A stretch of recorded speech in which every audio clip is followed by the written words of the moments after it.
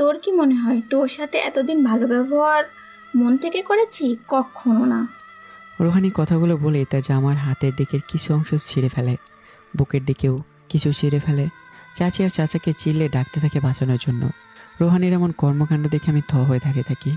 সব কিছু আমার মাথার উপর দিয়ে যাচ্ছে। আমার টি শার্টটা টান দিয়ে ছিঁড়ে ফেলে। তখনই দরজার পাশ থেকে চাচা আর চাচি চিল্লাতে থাকে। রোহানি তড়িঘড়ি করে দরজা খুলে চাচিকে জড়িয়ে ধরে বলতে থাকে, আম্মু, ভাইয়া আমার সব শেষ করে দিতে চেয়েছিল। আমি কোনো রকম নিজেকে বাঁচিয়ে বের হয়েছি। মেয়ের এমন কান্না দেখে চাচা আমাকে কষিয়ে থাপ্পড় লাগিয়ে দেয়। বুকের মাঝে লাথি দিয়ে দুহাত পিছনে ফেলে দেয়। তোকে আমি আমার সন্তানের থেকেও বেশি ভালোবাসতাম, আর তুই আমার মেয়েরই সর্বনাশ করতে চেয়েছিলি। সি সি সি, নিজের উপর ঘৃণা হচ্ছে। কেন তোকে নিজের সন্তানের থেকে আদর স্নেহ বেশি দিয়েছি। আজই আমার বাড়ি থেকে বের হয়ে যাও। চাচু বিশ্বাস করো, আমি কিছু করিনি চাচু। রোহানিকে আমি আমার ছোট বোনের মতো দেখি।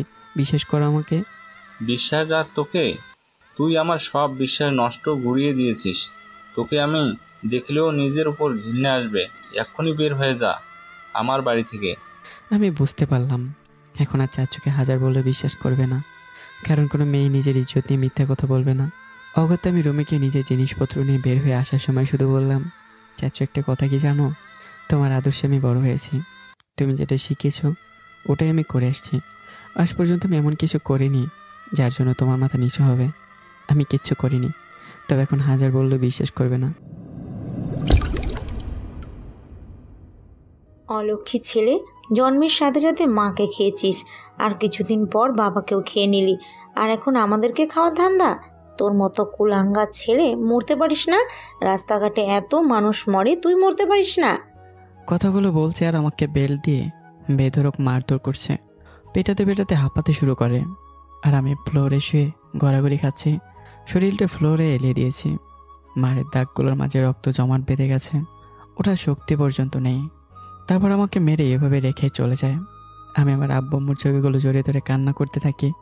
আপনারা হয়তো ভাববেন, একটা ছেলে কেন মেয়েদের মতো মার খেলো, প্রতিবাদ কেন করেনি?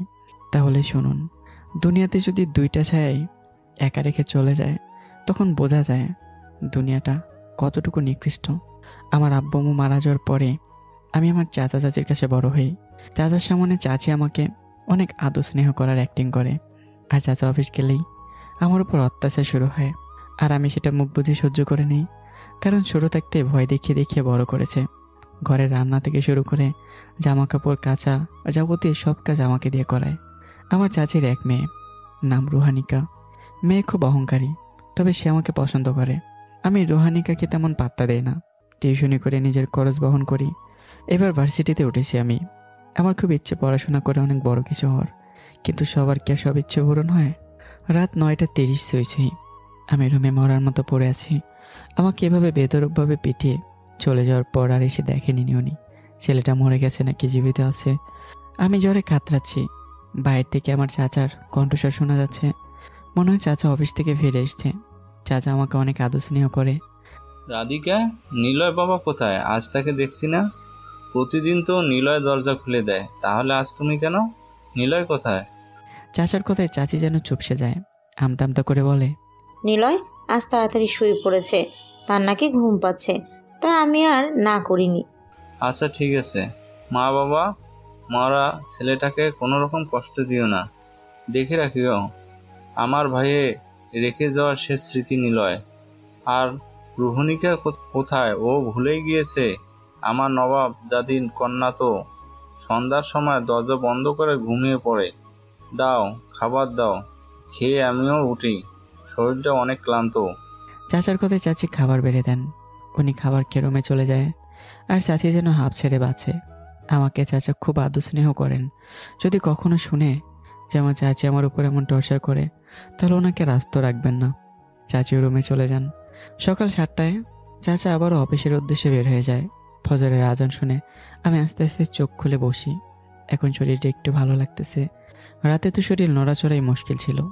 আমি আস্তে আস্তে উঠে উজু করে ঘরেই নামাজ পড়ে নিই। হাজার এই অবস্থায় মসজিদে যেতেই পারবো না। নামাজ পড়ে শরীরটাকে বিছানায় এলিয়ে দিলাম।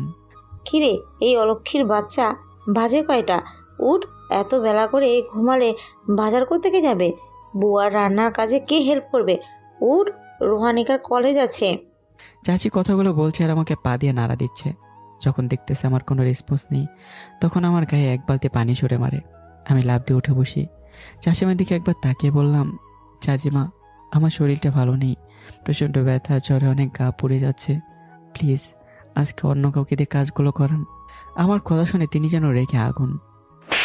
কষি একটা থাপ্পড় মেরে বলে, অলক্ষীর বাচ্চা, কাজে ফাঁকি দেওয়া ধান্দা? যা কাজ কর গিয়ে। এগুলো অজুহাত দেখালে বাড়ি থেকে ঘাড় ধাক্কা দিয়ে বের করে দেবো। আমি দেখলাম ওনার সাথে শুধু শুধু তর্কে জড়িয়ে লাভ নেই, কাজ করতে হবে, তাই কথা না বলে কাজে লেগে পড়ি। নিলয়, এই নিলয়, কোথায় তুই? আমার ঘরে চা নিয়ে আয় তো। সকাল কখন হয়েছে, এখনো আমি চা পাইনি। আম্মু কি তোকে এমনি এমনি মারে? চা নিয়ে আয়।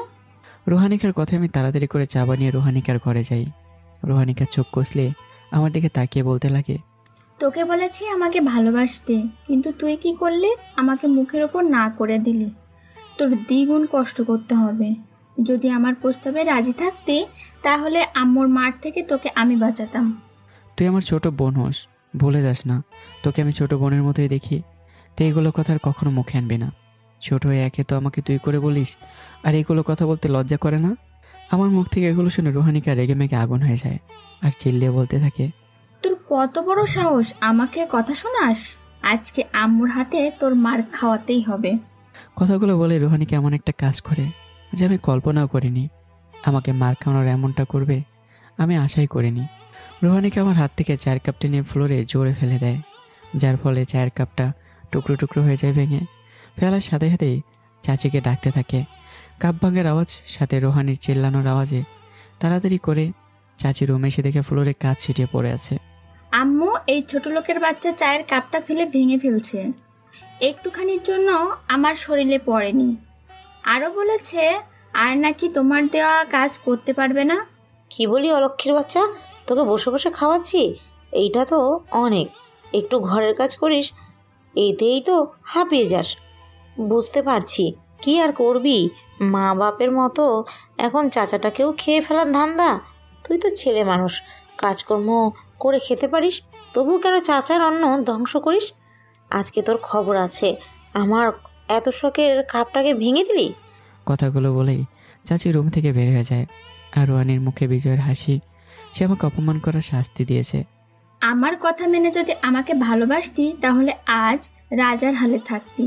দেখি এখন আম্মুর হাত থেকে তোকে কে বাঁচায়। আমি ভাবতেই পারছি না সামান্য জেদের জন্য আমাকে এভাবে বাঁচালো। মনে মনে আমার খুব খারাপ লাগে। এই মানুষগুলোকে আমি আমার নিজের সবচেয়ে কাছের মানুষ মনে করি, কারণ তারা ছাড়া আমার আর আপন বলতে কেউই নেই। আমি মাথাটা নিচু করে রুম থেকে বেরোতেই দেখি চাচি বেল্ট নিয়ে দাঁড়িয়ে আছে। আমি জানি এখন যত কিছু করি না কেন তিনি আমাকে মারবেই, তাই মাথাটা নিচু করে দাঁড়াই। আজকেও চাচি আমাকে মেরে হাতমরা করে রাখে। কালকের মারের জায়গাগুলো শুকায়নি, আর আজকেও সেমভাবে পেটালো। কালকে রাতে কিছু খায়নি, আর সকালে আবারও মার খেয়ে নিলাম। আমি আস্তে আস্তে উঠে নিজের রুমের দিকে যেতেই ধবাস করে ফ্লোরে পড়ে যাই। জ্ঞান ফিরে ফেরাই দুপুরের দিকে। কাল রাত থেকে কিছুই পেটে পড়েনি, শরীরটা একেবারে দুর্বল। আস্তে আস্তে উঠে রান্নাঘরে খাবার কিছু আছে নাকি দেখতে যাই।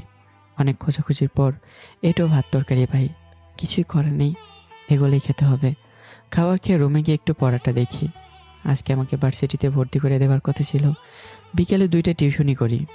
একটা গার্ডিয়ানের বাবা খুবই ভালো।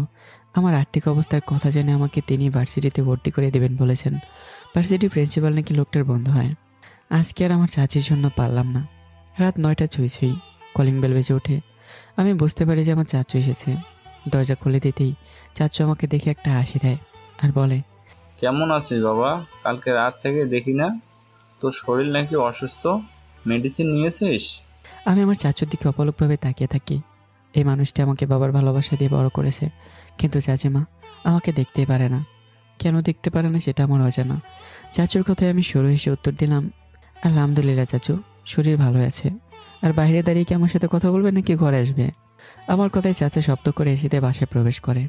চাচার সাথে আমার এত ভাবসাব দেখে চাচি যেন মাথা গরম হয়ে যায়।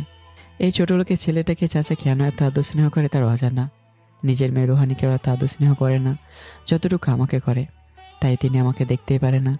উনি যায় আমাকে যদি বাড়ির সব কাজকর্ম আর টর্চার করা হয়, যদি আমি চলে যাই তাহলে যেন তারা বাঁচে। আমার বদলে রোহানিকে তিনি আদর স্নেহ করবেন, কিন্তু না, আমাকে কোনোভাবেই সরানো যাচ্ছে না। এত মারার পরও টু শব্দ পর্যন্ত করি না। রাতে সবাই খেতে বসেছে, কিন্তু চাচা আমাকে ডেকেই যাচ্ছে। আমি রুমে বসেছিলাম, কারণ চাচি না করে দিয়েছে তাদের সাথে বসে আমি খেতে পারবো না। আমার না আসা দেখে চাচা নিজে আমার কাছে ছুটে আসতে চাইলে রোহানিকা বলে ওঠে, আব্বু, এত আহ্লাদ দেখানোর কি আছে? নিলয় খাবে না এখন বলতেছে, তারপরও কেন জোর করতেছো? কই, আমাকে তো কোনোদিন এভাবে বলনি পরের ছেলে তোমার কাছে আপন আর আমি পর। রোহানির কথায় চাচা দাঁত খটমট করে তার দিকে তাকিয়ে বলে, এসব কি ধরনের কথা? পরের ছেলে মানে? নিলয় আমার আপন বড় ভাইয়ের ছেলে। নেক্সট টাইম যেন সম্মান দিয়ে কথা বলিস। নিলয় তোর বড় ভাই হয়, আর নিলয়কে না নিয়ে খেলে আমার খারাপ লাগে। সারাদিন একটা বার তোদের সাথে বসে খেতে পারি, তাই সবাইকে নিয়ে খেতে ভালো লাগে। আর নিলয়কে ভাইয়া বলে ডাকবি, মনে থাকে যেন। চাচার কথায় রোহানি খুবই অপমান বোধ করে, আর ভাবে এই ছোট লোকটা যেন তার আব্বু থেকে কঠোর গলায় বলল। মনে মনে সিদ্ধান্ত নেয় যে করেই হোক এই ছোট লোকটাকে বাড়ি ছাড়া করবেই। চাচা এসে দেখে আমি শুয়েছি। উনি আমাকে শোয়া থেকে তুলে রাতের খাবার একসাথে খাওয়ার জন্য নিয়ে যায়। পরদিন সকালে আমি ঘুম থেকে উঠে লেট করে, কারণ সবার অগোচরে আমি পড়তে বসি। রাত 3টা পর্যন্ত পড়ে বিছানায় গাইলে দিতেই রাজ্যের সমস্ত ঘুম যেন আমাকে ঘিরে নিয়েছে। ঘুম ভেঙে যায় 7টার দিকে। বিছানা থেকে যে উঠতে যাবো তখনই দরজার সামনে চোখ যায়।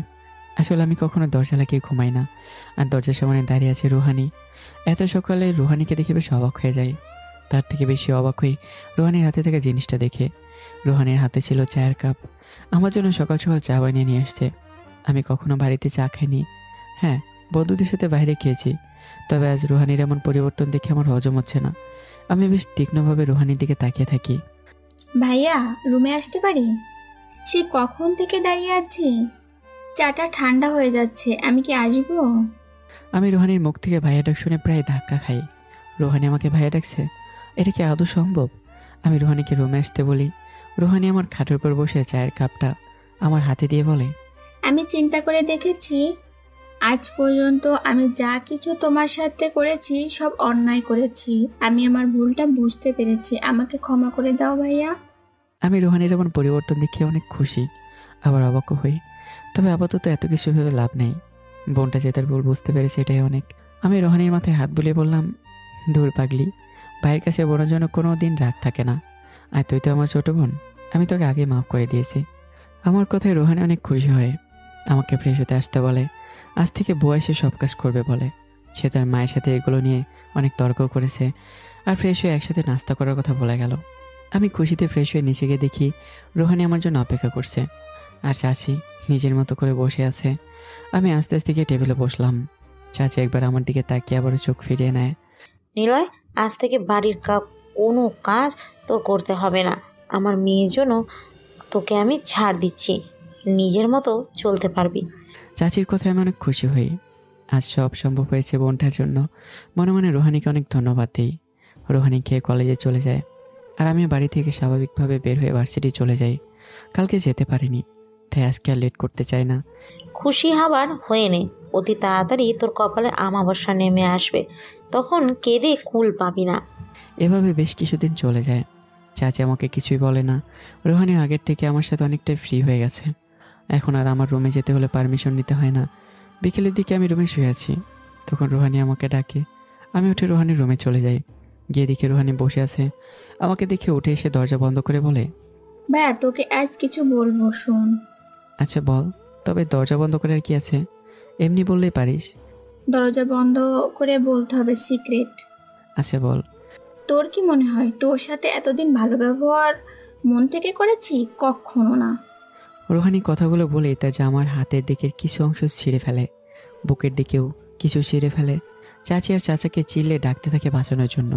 রুহানির এমন কর্মকাণ্ড দেখে আমি থ হয়ে দাঁড়িয়ে থাকি। সব কিছু আমার মাথার উপর দিয়ে যাচ্ছে। আমার টি শার্টটা টান দিয়ে ছিঁড়ে ফেলে। তখনই দরজার পাশ থেকে চাচা আর চাচি চিল্লাতে থাকে।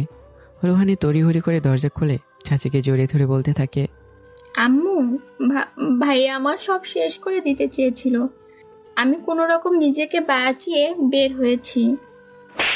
মেয়ের এমন কান্না দেখে চাচা আমাকে কষিয়ে থাপ্পড় লাগিয়ে দেয়, বুকের মাঝে লাথি দিয়ে দুহাত পিছনে ফেলে দেয়। তোকে আমি আমার সন্তানের থেকেও বেশি ভালোবাসতাম, আর তুই আমার মেয়েরই সর্বনাশ করতে চেয়েছিলি। ছি ছি ছি, নিজের উপর ঘৃণা হচ্ছে। কেন তোকে নিজের সন্তানের থেকে আদর স্নেহ বেশি দিয়েছি। আজই আমার বাড়ি থেকে বের হয়ে যাও। চাচু বিশ্বাস করো, আমি কিছু করিনি চাচু। রুহানিকে আমি আমার ছোট বোনের মতো দেখি, বিশ্বাস করো আমাকে। বিশ্বাস আর তোকে? তুই আমার সব বিশ্বাস নষ্ট ঘুরিয়ে দিয়েছিস। তোকে আমি দেখলেও নিজের উপর ঘৃণা আসবে। এক্ষুনি বের হয়ে যা আমার বাড়ি থেকে। আমি বুঝতে পারলাম এখন আর চাচুকে হাজার বলে বিশ্বাস করবে না, কারণ কোনো মেয়ে নিজের ইজ্জত নিয়ে মিথ্যা কথা বলবে না।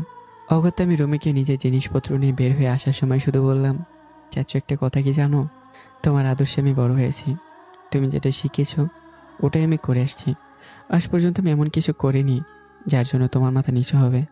আমি কিচ্ছু করিনি, তবে এখন হাজার বললেও বিশ্বাস করবে না। আসি। কথাগুলো বলে আমি চলে আসি। চাচা অন্যদিকে তাকিয়েছিল, কারণ আমাকে তিনি অসম্ভব ভালোবাসে, কিন্তু আমি তার মেয়ের সাথে এমন করতে পারবো তার সেটা জানা ছিল না। এদিকে আমি কোথায় যাব কিছুই বুঝতে পারছি না। আমাকে ঢাকায় যেতে হবে, ওখানে কোনো কাজকর্ম করে পড়াশোনা করতে হবে। তাই আমি ময়মনসিংহ রেলওয়ে স্টেশনে চলে আসি। প্রায় সন্ধ্যার পরপর একটা রেল আসে ঢাকার উদ্দেশ্যে। আমি ওটাতেই উঠে যাই। প্রায় ফজরের আজান দেবে এমন সময়ে কমলাপুর স্টেশনে নামি। কমলাপুরের মতো জ্যামজট স্টেশনটাও আজ ফাঁকা নির্জন লাগতেছে। আমি জানি না আমি কোথায় যাব, তবে সিদ্ধান্ত নেই। এই ব্যস্ত শহরটা যেহেতু এসেছি, সংগ্রাম করে হলো আমাকে বাঁচতেই হবে। হেঁটে হেঁটে একটু দূরে যেতে দেখতে পাই কয়েকজন লোক একজনকে ধরে অনেক জোর জবরদস্তি করছে, তার কাছ থেকে টাকা নেওয়ার চেষ্টা করছে। লোকটা মিনতি করতেছে না নেওয়ার জন্য। আমি তাদের সামনে গিয়ে বললাম, কি ভাই, লোকটার সাথে এমন করতেছেন কেন? ওনাকে ছেড়ে দেন। তাদের মাঝ থেকে একজন বলে ওঠে, তোর এখানে কাজ কি? ভাগ এখান থেকে, না হলে তোর কপালে শনি আছে। কার কপালে শনি আছে এখনই বুঝতে পারবি। কথাগুলো বলেই আমি একজনকে কিক মারি, ছেলেটা সিটকে দূরে গিয়ে পড়ে। এভাবে একে একে তিনজনকে ইচ্ছে মতো খেলানি দিই। ছেলেগুলো পালিয়ে যায়। কে তুমি বাবা? আজ আমার অনেকবার উপকার করলে। তা তুমি কোথায় যাচ্ছ? মনে হচ্ছে স্টেশন থেকে আসছো। জি চাচা, আমি ময়মনসিংহ থেকে এসেছি। আপাতত থাকার মতো কোনো কিছুই নেই, যেখানে পাবো শুয়ে পড়বো। কেন, তোমার ফ্যামিলির মানুষ কোথায় বাবা? আমি এতিম চাচা, আব্বু আম্মু মারা গেছেন, আমার কেউই নেই। এভাবে বলে না, যার কেউ নেই তার আল্লাহ আছে। আচ্ছা চলো, তুমি আমার সাথে আমার বাড়িতে যাবে। আগে আমার মেয়েকে আনি, সেও এই ট্রেনে দিয়ে আসার কথা, তাকে নেওয়ার জন্য এসেছিলাম, কিন্তু রাস্তায় এই বকাটে ছিনতাইকারী ধরলো। আমি এর দ্বিমত করি না, কারণ থাকার মতো আর কোনো কিছুই নেই। আপাতত ওনার সাথে গেলেই হয়। আমি লোকটার সাথে আবারও স্টেশনের দিকে যাই। সেখানে যাওয়ার পর একজনকে দেখে আমি লোকটার পিছনে ভয়ে পালাই। সামনে একজন মেয়ে দাঁড়িয়েছিল, মেয়েটির চোখগুলো টানা টানা, দেখতে অসম্ভব সুন্দর। আমি মেয়েটাকে দেখে লোকটার পিছনে লুকিয়ে যাওয়ার কারণ হলো, যখন আমি ট্রেনে উঠি তখন মেয়েটিকে দেখে থমকে যাই, কারণ মেয়েটি ট্রেনে টিটির সাথে ঝামেলা করছিল। যখন মেয়েটি ঝগড়া করছিল তখন বারবার মেয়েটির অবাধ্য চুলগুলো মুখের সামনে আছড়ে পড়ছিল। ঝগড়া করার ফাঁকে ফাঁকে মেয়েটির চুলগুলো পিছনে গুঁজে দিচ্ছিল। আমি ভালো করে মেয়েটিকে দেখি, ঝগড়া করার কারণে নাকটা অসম্ভব লাল হয়ে আছে। বলতে পারা যায় আমি প্রথম দেখাতেই ফিদা হয়ে যাই। দুধে আলতা গায়ের রং। একটু পর মেয়েটি ফুলতে ফুলতে নিজের ছিটে গিয়ে বসে। আমি মেয়েটিকে দেখার জন্য তার সামনে ছিটে গিয়ে খালি জায়গাটায় গিয়ে বসি। এভাবে কিছুক্ষণ যাওয়ার পর মেয়েটি ওয়াশরুমে যাওয়ার জন্য উঠে ওয়াশরুমে চলে যায়। আমি খেয়াল করলাম মেয়েটির সাইড ব্যাগ থেকে 100 টাকার 3টা নোট পড়ে যায়। আমি তড়িঘড়ি করে টাকাগুলো হাতে নিই, মেয়েটিকে দিয়ে যদি একটু কথা বলা যায়। আমার ভাবনার মাঝে মেয়েটি ওয়াশরুম থেকে বের হয়ে নিজের সিটে এসে বসে। তখনই, হ্যালো মিস, আপনার ব্যাগ থেকে টাকাগুলো পড়েছে। আমার দিকে একবার আর টাকাগুলোর দিকে একবার তাকিয়ে মেয়েটিতে সাইড ব্যাগ চেক করে দেখে তার টাকা নেই। সাথে সাথে মেয়েটি আমার হাত থেকে টাকাগুলো নিয়ে আমাকে প্রশ্ন করে, এই 100 টাকা কম কেন? বের করেন আমার 100 টাকা, না হলে আজকে আপনার অবস্থা 12টা বাজাবো। এইভাবে মিল দিয়ে আমার কাছ থেকে টাকা নেওয়ার ধান্দা বের করেন। দিন আমার বাকি 100 টাকা। আমি মেয়েটির এমন কথায় তো হয়ে যাই, কারণ একে তো উপকার করলাম, তার উপর আমাকে ফাঁসিয়ে দিচ্ছে। কি যাতা বলছেন মিস? আমি তো আপনার টাকাগুলো দিয়ে আপনাকে সাহায্য করছি, এখন আবার আমাকে ফাঁসিয়ে দিচ্ছেন। কোথায় ধন্যবাদ দিবেন তা না? ধন্যবাদ দিতে বয়েই গেছে আমার। দেখুন, আপনাদের মতো চোরদের আমার ভালো করেই চেনা আছে। টাকা দিবেন নাকি আমি মানুষ ডাকবো বলুন? আমি বুঝতে পারি এখন যত কথা না বলবো ততই নিজের জন্য ভালো। পকেটে হাত দিয়ে দেখি আমার কাছে একটা 100 টাকার নোট আছে। সেটা মেয়েটাকে দিয়ে দিই। মেয়েটা টাকা নিয়ে ভালো করে দেখে বলে, আমাকে কি আপনার আবুলের বউ মনে হয়? আমার নতুন টাকার নোটটাই আমার লাগবে। এটা আমার টাকা না, আমার টাকা আমাকে দিন। আল্লাহ, এখন ঝামেলায় পড়লাম। দেখুন মিস, আমি আপনার টাকা নিয়ে নিই। তারপরে আপনি যখন বলতেছেন টাকা আমি নিয়েছি, তাই আমার কাছ থেকে টাকা দিয়েছি, যাতে আপনার অপবাদ থেকে মুক্তি পাই। তা বললে তো হবে না, আমার টাকা আমাকে দিতেই হবে। এগুলো কথা বলে লাভ হবে না, দিন। আমি যেন এখন কান্নাই করে দেব। কেন যে আমি পরোপকার করতে গেলাম, এখন নিজের টাকাও গেল, সাথে চুরির অপবাদও পেলাম। উপায় না পেয়ে আমি ট্রেনের মধ্যে দৌড় দিয়ে অন্য বগিতে চলে যাই। কি বাবা, কোথায় হারিয়ে গেলে? আমি লোকটার কথায় বাস্তবে ফিরে সামনে তাকিয়ে দেখি মেয়েটি কোমরে হাত দিয়ে রাগি লোকে আমার দিকে তাকিয়ে আছে। আমি শুকনো একটা হাসি দিয়ে টোক গিললাম। মা মায়া, আজকে এই ছেলের জন্য আমি বেঁচে গেলাম। আর বলিস না, এখানে আসার সময় একদল ছিনতাইকারী আমাকে ধরে বসে, হাতে ছুরিও ছিল। আমার কাছে যা আছে দিতে বলে, না করায় আমাকে মারতে আসছিল। তখনই এই ছেলে এসে ছিনতাইকারীদের মেরে আমাকে বাঁচিয়েছে।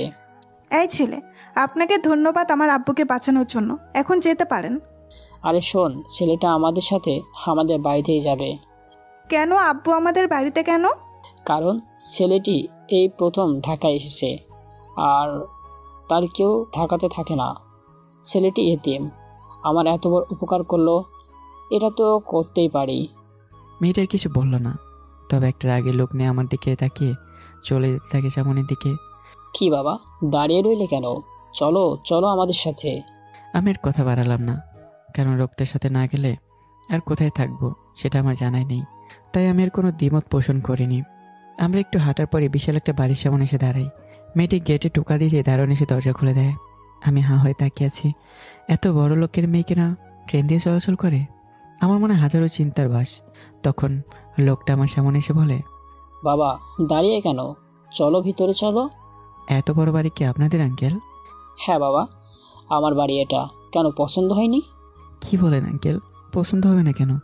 তবে আপনার এত বড় লোক তাহলে সাদা সিধেভাবে থাকেন কেন?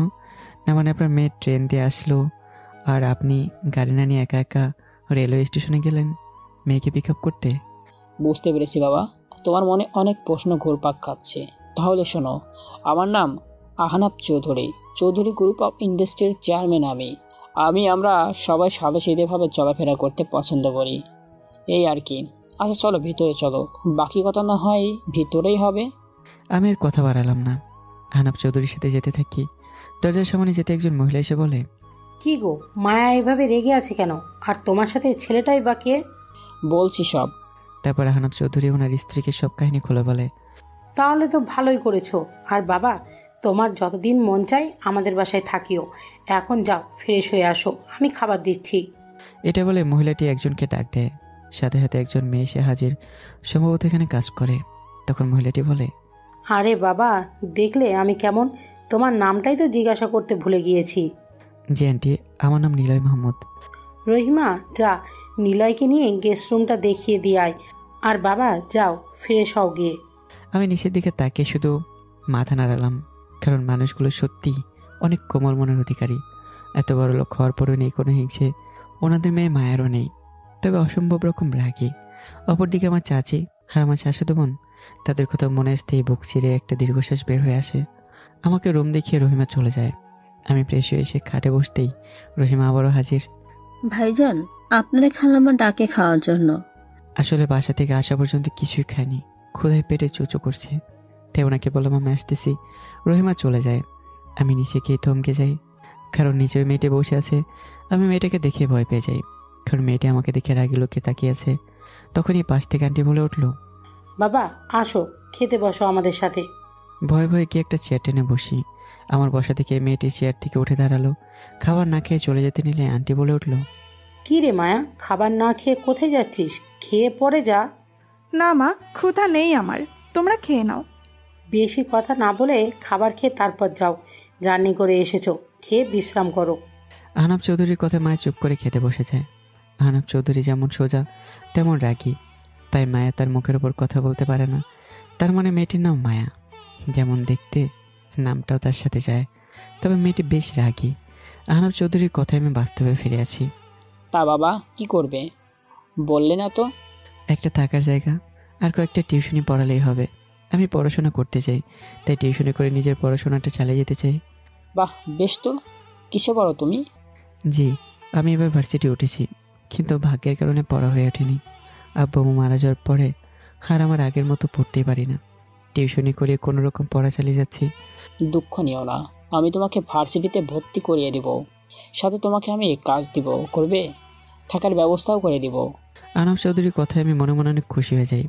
তবে কাজটা কি আমি জানি না। আঙ্কেল, কাজটা কি যদি বলতেন তাহলে ভালো হতো। আচ্ছা, তুমি কি গাড়ি চালাতে পারো? জি আঙ্কেল, চালাতে পারি। তাহলে তুমি মায়ার ভার্সিটিতে ভর্তি হবে, আমি সব ব্যবস্থা করে দেব। তোমার কাজ, তুমি মায়ার বডিগার্ড হয়ে থাকবে। আমি বিজনেসম্যান, জানোই তো। আর মায়া হলো আমার একমাত্র মেয়ে, তাই মায়ার উপর অনেকবার অ্যাটাক হয়েছে। তুমি ভালো ফাইট করতে পারো, তাই আজ থেকে তুমি মায়ের বডিগার্ড হয়ে মায়ার ভার্সিটিতে পড়বে, সবসময় দেখে রাখবে। তার জন্য তোমাকে মাসে 20,000 টাকা আর থাকা খাওয়া আমাদের এখানেই করবে। তুমি যে রুমটাতে আছো সেইখানেই থাকবে, কেমন? আমি 100বার রাজি আঙ্কেল। আপনাকে কী বলেছি ধন্যবাদ দিব আমি বুঝতে পারছি না। আপনি আমার শেষ সাহারা হয়ে গেলেন। তার জন্যই বলে, যার কেউ নেই তার আল্লাহ আছে, আল্লাহই ব্যবস্থা করে দেন। এতক্ষণ আহনাব চৌধুরী আর আমার কথাগুলো বাকি সবাই মনোযোগ দিয়ে শুনছিল। যখন বলল মায়ের বডিগার্ড, তখন মায়ের মুখ দেখার মতো ছিল। কথা চেপে না রাখতে পেরে বলে দিয়েছে, আব্বু আমার বডিগার্ড লাগবে না, আমি একাই যেতে পারবো। তোমার উপর অনেকবার অ্যাটাক হয়েছে, তুমি আমার একমাত্র মেয়ে, তাই আমি চাই না তোমার কিছু হয়ে যাক। আর নিলয় বিশ্বাস তো একজন, আমি মনে করি কালকে থেকে নিলয় তোমার সাথে ভার্সিটিতে যাবে। আমি সব ব্যবস্থা করে রাখবো। এখন খাবার খাও সবাই। আহনাব চৌধুরীর কথায় সবাই খাবার খেতে লাগলো। উনি খুবই মিশুক মানুষ, তবে যখন গম্ভীর হয়ে যায় তখন ওনার থেকে আর কোনো গম্ভীর মানুষ নেই বললেই চলে। সবাই খাবার খেয়ে নিজ নিজ ঘরে চলে যায়। এদিকে মায়া ওপরে গিয়ে ব্যাগ থেকে কাপড়গুলো গোছাচ্ছে আর বলছে, নিলয় থেকে কেউ বিশ্বস্ত আর নেই বললেই হলো। একটা চোরকে বাড়িতে এনে জায়গা দিল, 100 টাকা লোভ সামলাতে পারেনি, সে নাকি বিশ্বস্ত। কথাগুলো বলার সময় দ্বিতীয় চেন টান দিয়ে খুলতেই একেবারে চকচকে একটা 100 টাকার নোট নিচে পড়ে যায়। টাকার উপর মায়ের চোখ ভর্তি বিস্মিত চোখে টাকা দেখে বুঝতে পারে যে ছেলেটা তাহলে সত্যি বলেছিল। ইস, আমি কখন থেকে চোর বলছি? উল্টো নিজের টাকা আমাকে দিয়ে পালিয়ে যায়। ধ্যাত, আমিও না, ছেলেটা আমাকে আর আপুকেও সাহায্য করেছে। ছেলেটার কাছে কি আমার মাপ চাওয়া উচিত? থাক, কালকে তো আমার সাথেই ভার্সিটিতে যাবে। কথাগুলো ভাবতে ভাবতেই মায়া ঘুমের দেশে পাড়ি জমিয়ে যায়। এদিকে চাচু আমাকে ভুল বুঝলো। উনি কি জানতেন না তার রক্ত আমার শরীরে? আমি কখনো এমন করব না, আর কখনো যাব না। যেখানে বিশ্বাস নেই সেখানে কী করব? এখানে থেকে পড়াশোনাটা চালিয়ে যেতে পারলেই হয়। কথাগুলো ভাবতে ভাবতে আমি ঘুমিয়ে পড়ি। ফজরের আজানে মিষ্টি ধ্বনি শুনে আমার ঘুম ভেঙে যায়। অজু করে এসে মসজিদে যাওয়ার জন্য পরক্ষণে মনে হয় এখানে কোনো কিছু আমি চিনি না, তাই ঘরে নামাজ পড়ে নিই। নামাজ পড়ে হাতের ভাঙ্গা অ্যান্ড্রয়েড ফোনটা থেকে কোরআন শরীফ অ্যাপসটা বের করে কোরআন পড়তে শুরু করি। মিষ্টি কণ্ঠে ধ্বনি শুনে মায়া পিটপিট করে চোখ খোলে। এত সকাল সে কখনো ওঠে না, কিন্তু আজকে একটা মিষ্টি কণ্ঠ বেশি আসছে। কান পেতে শোনার চেষ্টা করে বুঝতে পারে কেউ মিষ্টি কণ্ঠে কোরআন তিলাওয়াত করছে। মায়ের তিলাওয়াত শুনে আর থাকতে পারেনি। এমন মিষ্টি কণ্ঠের তিলাওয়াত যেন সে আগে কখনো শুনেনি। তাই আওয়াজটা ফলো করতে করতে আমি যে রুমে থাকি সে রুমে এসে দাঁড়ায়। দরজাটা খোলা, ওকে দিয়ে দেখে আমি পশ্চিম দিকে ফিরে মাথায় টুপি দিয়ে কোরআন তিলাওয়াত করছি। মায়ের জানা নেই কতক্ষণ এভাবে ছিল, তবে আমাকে কোরআন পড়া বন্ধ করা দেখে তার হুঁশ ফেরে। হয়তো কোরআন পড়া শেষ, তাই সেও চুপি চুপি নিজের ঘরে চলে যায়, যাতে কেউ আর তাকে না দেখে। সে চিন্তা করতে থাকে কীভাবে একটা মানুষ এভাবে তিলাওয়াত করতে পারে। মায়ের মনে হচ্ছে সেইভাবে তিলাওয়াত করা শুনেই সময় পার করে ফেলতে পারবে। চিন্তা করতে করতে সে আবারও ঘুমিয়ে যায়। এদিকে আমি তিলাওয়াত শেষ করে ঘরের ভিতরে একটু পায়চারি করার পর বাইরে বের হই। তখন প্রায় 8টা বেজে গেছে। আমি দেখি আন্টি আর রহিমা নাস্তা বানাচ্ছে। আমি কি আন্টিকে সালাম দিয়ে বললাম, আসসালামু আলাইকুম আন্টি। আন্টি, আমি আপনাকে সাহায্য করি? ওয়ালাইকুম সালাম। না বাবা, তোমাকে সাহায্য করতে হবে না, তুমি সোফায় গিয়ে বসো। আমি আর জোর করলাম না। আন্টি নাস্তা বানিয়ে আঙ্কেল, মায়া সবাইকে ঘুম থেকে তুললেন। সবাই নাস্তার টেবিলে বসে আছে। মায়া এখনও আসেনি। একটু পরে মায়ের সিঁড়ি দিয়ে নেমে টেবিলে বসে আমার দিকে কেমন করে যেন তাকিয়ে তার আম্মুকে বলে নাস্তা দেওয়ার জন্য। আন্টি আমাদের সবাইকে নাস্তা দিয়ে তিনিও বসে গেলেন আমাদের সাথে। বসতে বসতে আমাকে বললেন, নিলয় বাবা, এমনভাবে মধুর সুরে কোরআন তেলাওয়াত কোথায় শিখেছো? আজ আমি তোমার মিষ্টি কণ্ঠে কোরআন তেলাওয়াত শুনেই ঘুম থেকে উঠেছি, হয়তো আরও কেউ উঠেছে। আন্টির কথায় মায়া কাশতে শুরু করলেন। আন্টি তাড়াতাড়ি পানি এনে দিলেন। মায়া নিচের দিকে তাকিয়ে খেতে শুরু করলেন। আমি আন্টিকে বললাম, গ্রামের বাড়িতে আমাদের মসজিদের ইমাম সাহেবের কাছ থেকে শিখেছি। অনেক সুন্দর করে কোরআন তেলাওয়াত করতে পারো বাবা। আন্টির কিছু বললেন না। আঙ্কেল আমাদেরকে রেডি হতে বললেন। আমি কি আমার চাচু ঈদে যে প্যান্ট আর আরেকটা শার্ট কিনে দিয়েছিল সেটা এখনও নতুনই আছে, সেগুলো পরে রেডি হয়ে নিচে গেলাম। নিচে যেতে মায়া আগের নাই কেমন করে যেন আমার দিকে তাকালো। আঙ্কেল আমার হাতে গাড়ির চাবি দিয়ে বলতে শুরু করলো, আজ থেকে তোমার কাজ শুরু। আমি প্রিন্সিপালের সাথে কথা বলে রেখেছি, তুমি তোমার যাবতীয় যা যা লাগবে সাথে নিও। আমার কথা বললেই অ্যাডমিশন দিয়ে দিবে। আঙ্কেলের কাছ থেকে বিদায় নিয়ে এসে গাড়ির সামনে যেতে মায়া বলতে শুরু করলো, শোন, ট্রেনের ঘটনার জন্য সরি। টাকা তুই নেসনি, বাসায় এসে ব্যাগ খুলে টাকাটা সেখানেই পাস। এই নে তোর টাকাটা। ভুল বুঝতে পারছেন, এটাই অনেক, টাকা লাগবে না। তুই কি আমাকে ফকির ভাবিস নাকি? নে তোর টাকা। আমি মায়ের ধমকে টাকা নিয়ে নেই। গাড়ির কাছে গিয়ে ড্রাইভিং সিটে গিয়ে বসতেই অপর পাশ থেকে মায়ের সামনে এসে বসে। এ কি ম্যাম, আপনি পিছনে বসুন। কেন পেছনে বসতে হবে কেন? না মানে মালিকরা তো পিছনে বসে। তোর এত কিছু ভাবতে হবে না, আমার গাড়ি, আমি যেখানে ইচ্ছা বসবো। আর আমি সামনে না বসলে তোকে রাস্তা কে চিনাবে? মায়ের কথায় যুক্তি আছে, তাই আমি চুপ করে গাড়ি চালাতে থাকি। মায়া আমাকে রাস্তা দেখিয়ে দিচ্ছে। আমি মনে মনে ভাবি যেমন রাগী মনে করেছিলাম তার থেকে কমই আছে। আজ মায়া নীল কালারের সালোয়ার কামিজ পরেছে। আমি চোখ সরাতেই পারছি না, একেবারে যেন আসমান থেকে হুড় এসে আমার সাথে বসে আছে। কিছুক্ষণের মধ্যে আমরা ভার্সিটি চলে যাই। আমি পার্কিং এরিয়াতে গাড়ি পার্ক করতে চলে যাই। এদিকে মায়া তার বান্ধবীর কাছে চলে যায়। কি রে মায়া, এই হ্যান্ডসাম ছেলেটাকে কোথা থেকে আনলি? একেবারে চকলেট বয়, প্রথম দেখাতেই ক্রাশ খেয়ে ফেলছি রে। তিশার কথায় মায়া তার দিকে রাগি লোকে তাকিয়ে বলে, আব্বু আমার জন্য বডিগার্ড রেখেছে তাকে, আর আমাদের ভার্সিটিতেই পড়বে। আর ক্রাশ খেয়েছি সেই পর্যন্তই থাক। তোদের সবার দুলাভাই, বুঝতে পারছিস? তলে তলে টেম্পু চালাও, আমরা বললেই হরতাল, তাই না? তিশার কথা শুনে সবাই হো হো করে এসে দেয়। তখন আমি মায়াকে খুঁজতে খুঁজতে তার সামনে যাই আর বললাম, ম্যাম আপনাকে খুঁজতেছি। আমি তো প্রিন্সিপাল স্যারের রুমটাই চিনি না, আমাকে একটু দেখিয়ে দিবেন? এই তিশা, তোরা বস, আমি নিলয়কে স্যারের রুম দেখিয়ে আসি। স্যারের রুম দেখে মায়া আমাকে বলে, শোন, কোনো মেয়ের দিকে তাকাবি না। আমি যা বলবো তাই কিন্তু শুনতে হবে, মনে রাখিস। যদি দেখি কোনো মেয়ের দিকে তাকিয়েছিস তাহলে তোর খবর আছে। আর ক্লাস শেষ করে ওই পডকাস্টটার সামনে এসে দাঁড়াবি, বুঝতে পারছিস? জি ম্যাম। মায়া কথাগুলো বলেই চলে যায়। আমি যেন হাঁপ ছেড়ে বাঁচি। প্রিন্সিপাল স্যারের রুমে নক দিয়ে অনুমতি নিয়ে প্রবেশ করলাম। আহনাব চৌধুরীর কথা বলতেই প্রিন্সিপাল আমাকে ভর্তি কমপ্লিট করে ক্লাসে নিয়ে যায়। এভরিওয়ান স্টুডেন্ট, এ হচ্ছে তোমাদের নতুন ফ্রেন্ড, সবাই পরিচিত হয়ে নিও, কেমন? কথাগুলো বলে প্রিন্সিপাল স্যার রুম থেকে চলে যায়। আমি গিয়ে পিছনের সিটে খালি ছিল সেখানে গিয়ে বসে পড়ি। তখনই ক্লাসে স্যার চলে আসে। আমাকে উদ্দেশ্য করে বলে, এই ছেলে নতুন নাকি? দাঁড়াও। স্যারের কথায় বুঝতে পারে আমাকে বলেছে কথাটা, তাই দাঁড়িয়ে পড়ি। জি স্যার, আমি নতুন। তা আগে কোথায় পড়েছো? ময়মনসিংহে। তাহলে এখানে কেন? স্যার সমস্যার কারণে এখানে ট্রান্সফার নিয়ে এসেছি। স্যারকে মিথ্যা বললাম। আপনারা তো জানেনই কেন এসেছি। তোমার পরিচয় দাও আমাদের। জি, আমি নিলয় মাহমুদ। আব্বু মা একটা অ্যাক্সিডেন্টে আমাকে ছেড়ে চলে যান। এখন আপন বলতে কেউ নেই। সরি ম্যাম, আর সবাই নিলয়ের সাথে পরিচয় হয়ে নিবে কেমন? স্যার আমাদের ক্লাস করে চলে যান। স্যার যেতেই অনেকে পরিচিত হতে আসে। তাদের মাঝে একজন খুবই মিশুক। হাই, আমি সাইফুল। হ্যালো, আমি Niloy Mahmud. Friends? Okay friends. তাহলে আপনি বলা যাবে না, তুই করে বলতে হবে, কেমন? একটু ভেবে রাজি হয়ে যায়। ওকে। তাহলে চল, আমরা বাকি ফ্রেন্ডের সাথে তোকে পরিচয় করিয়ে দিই।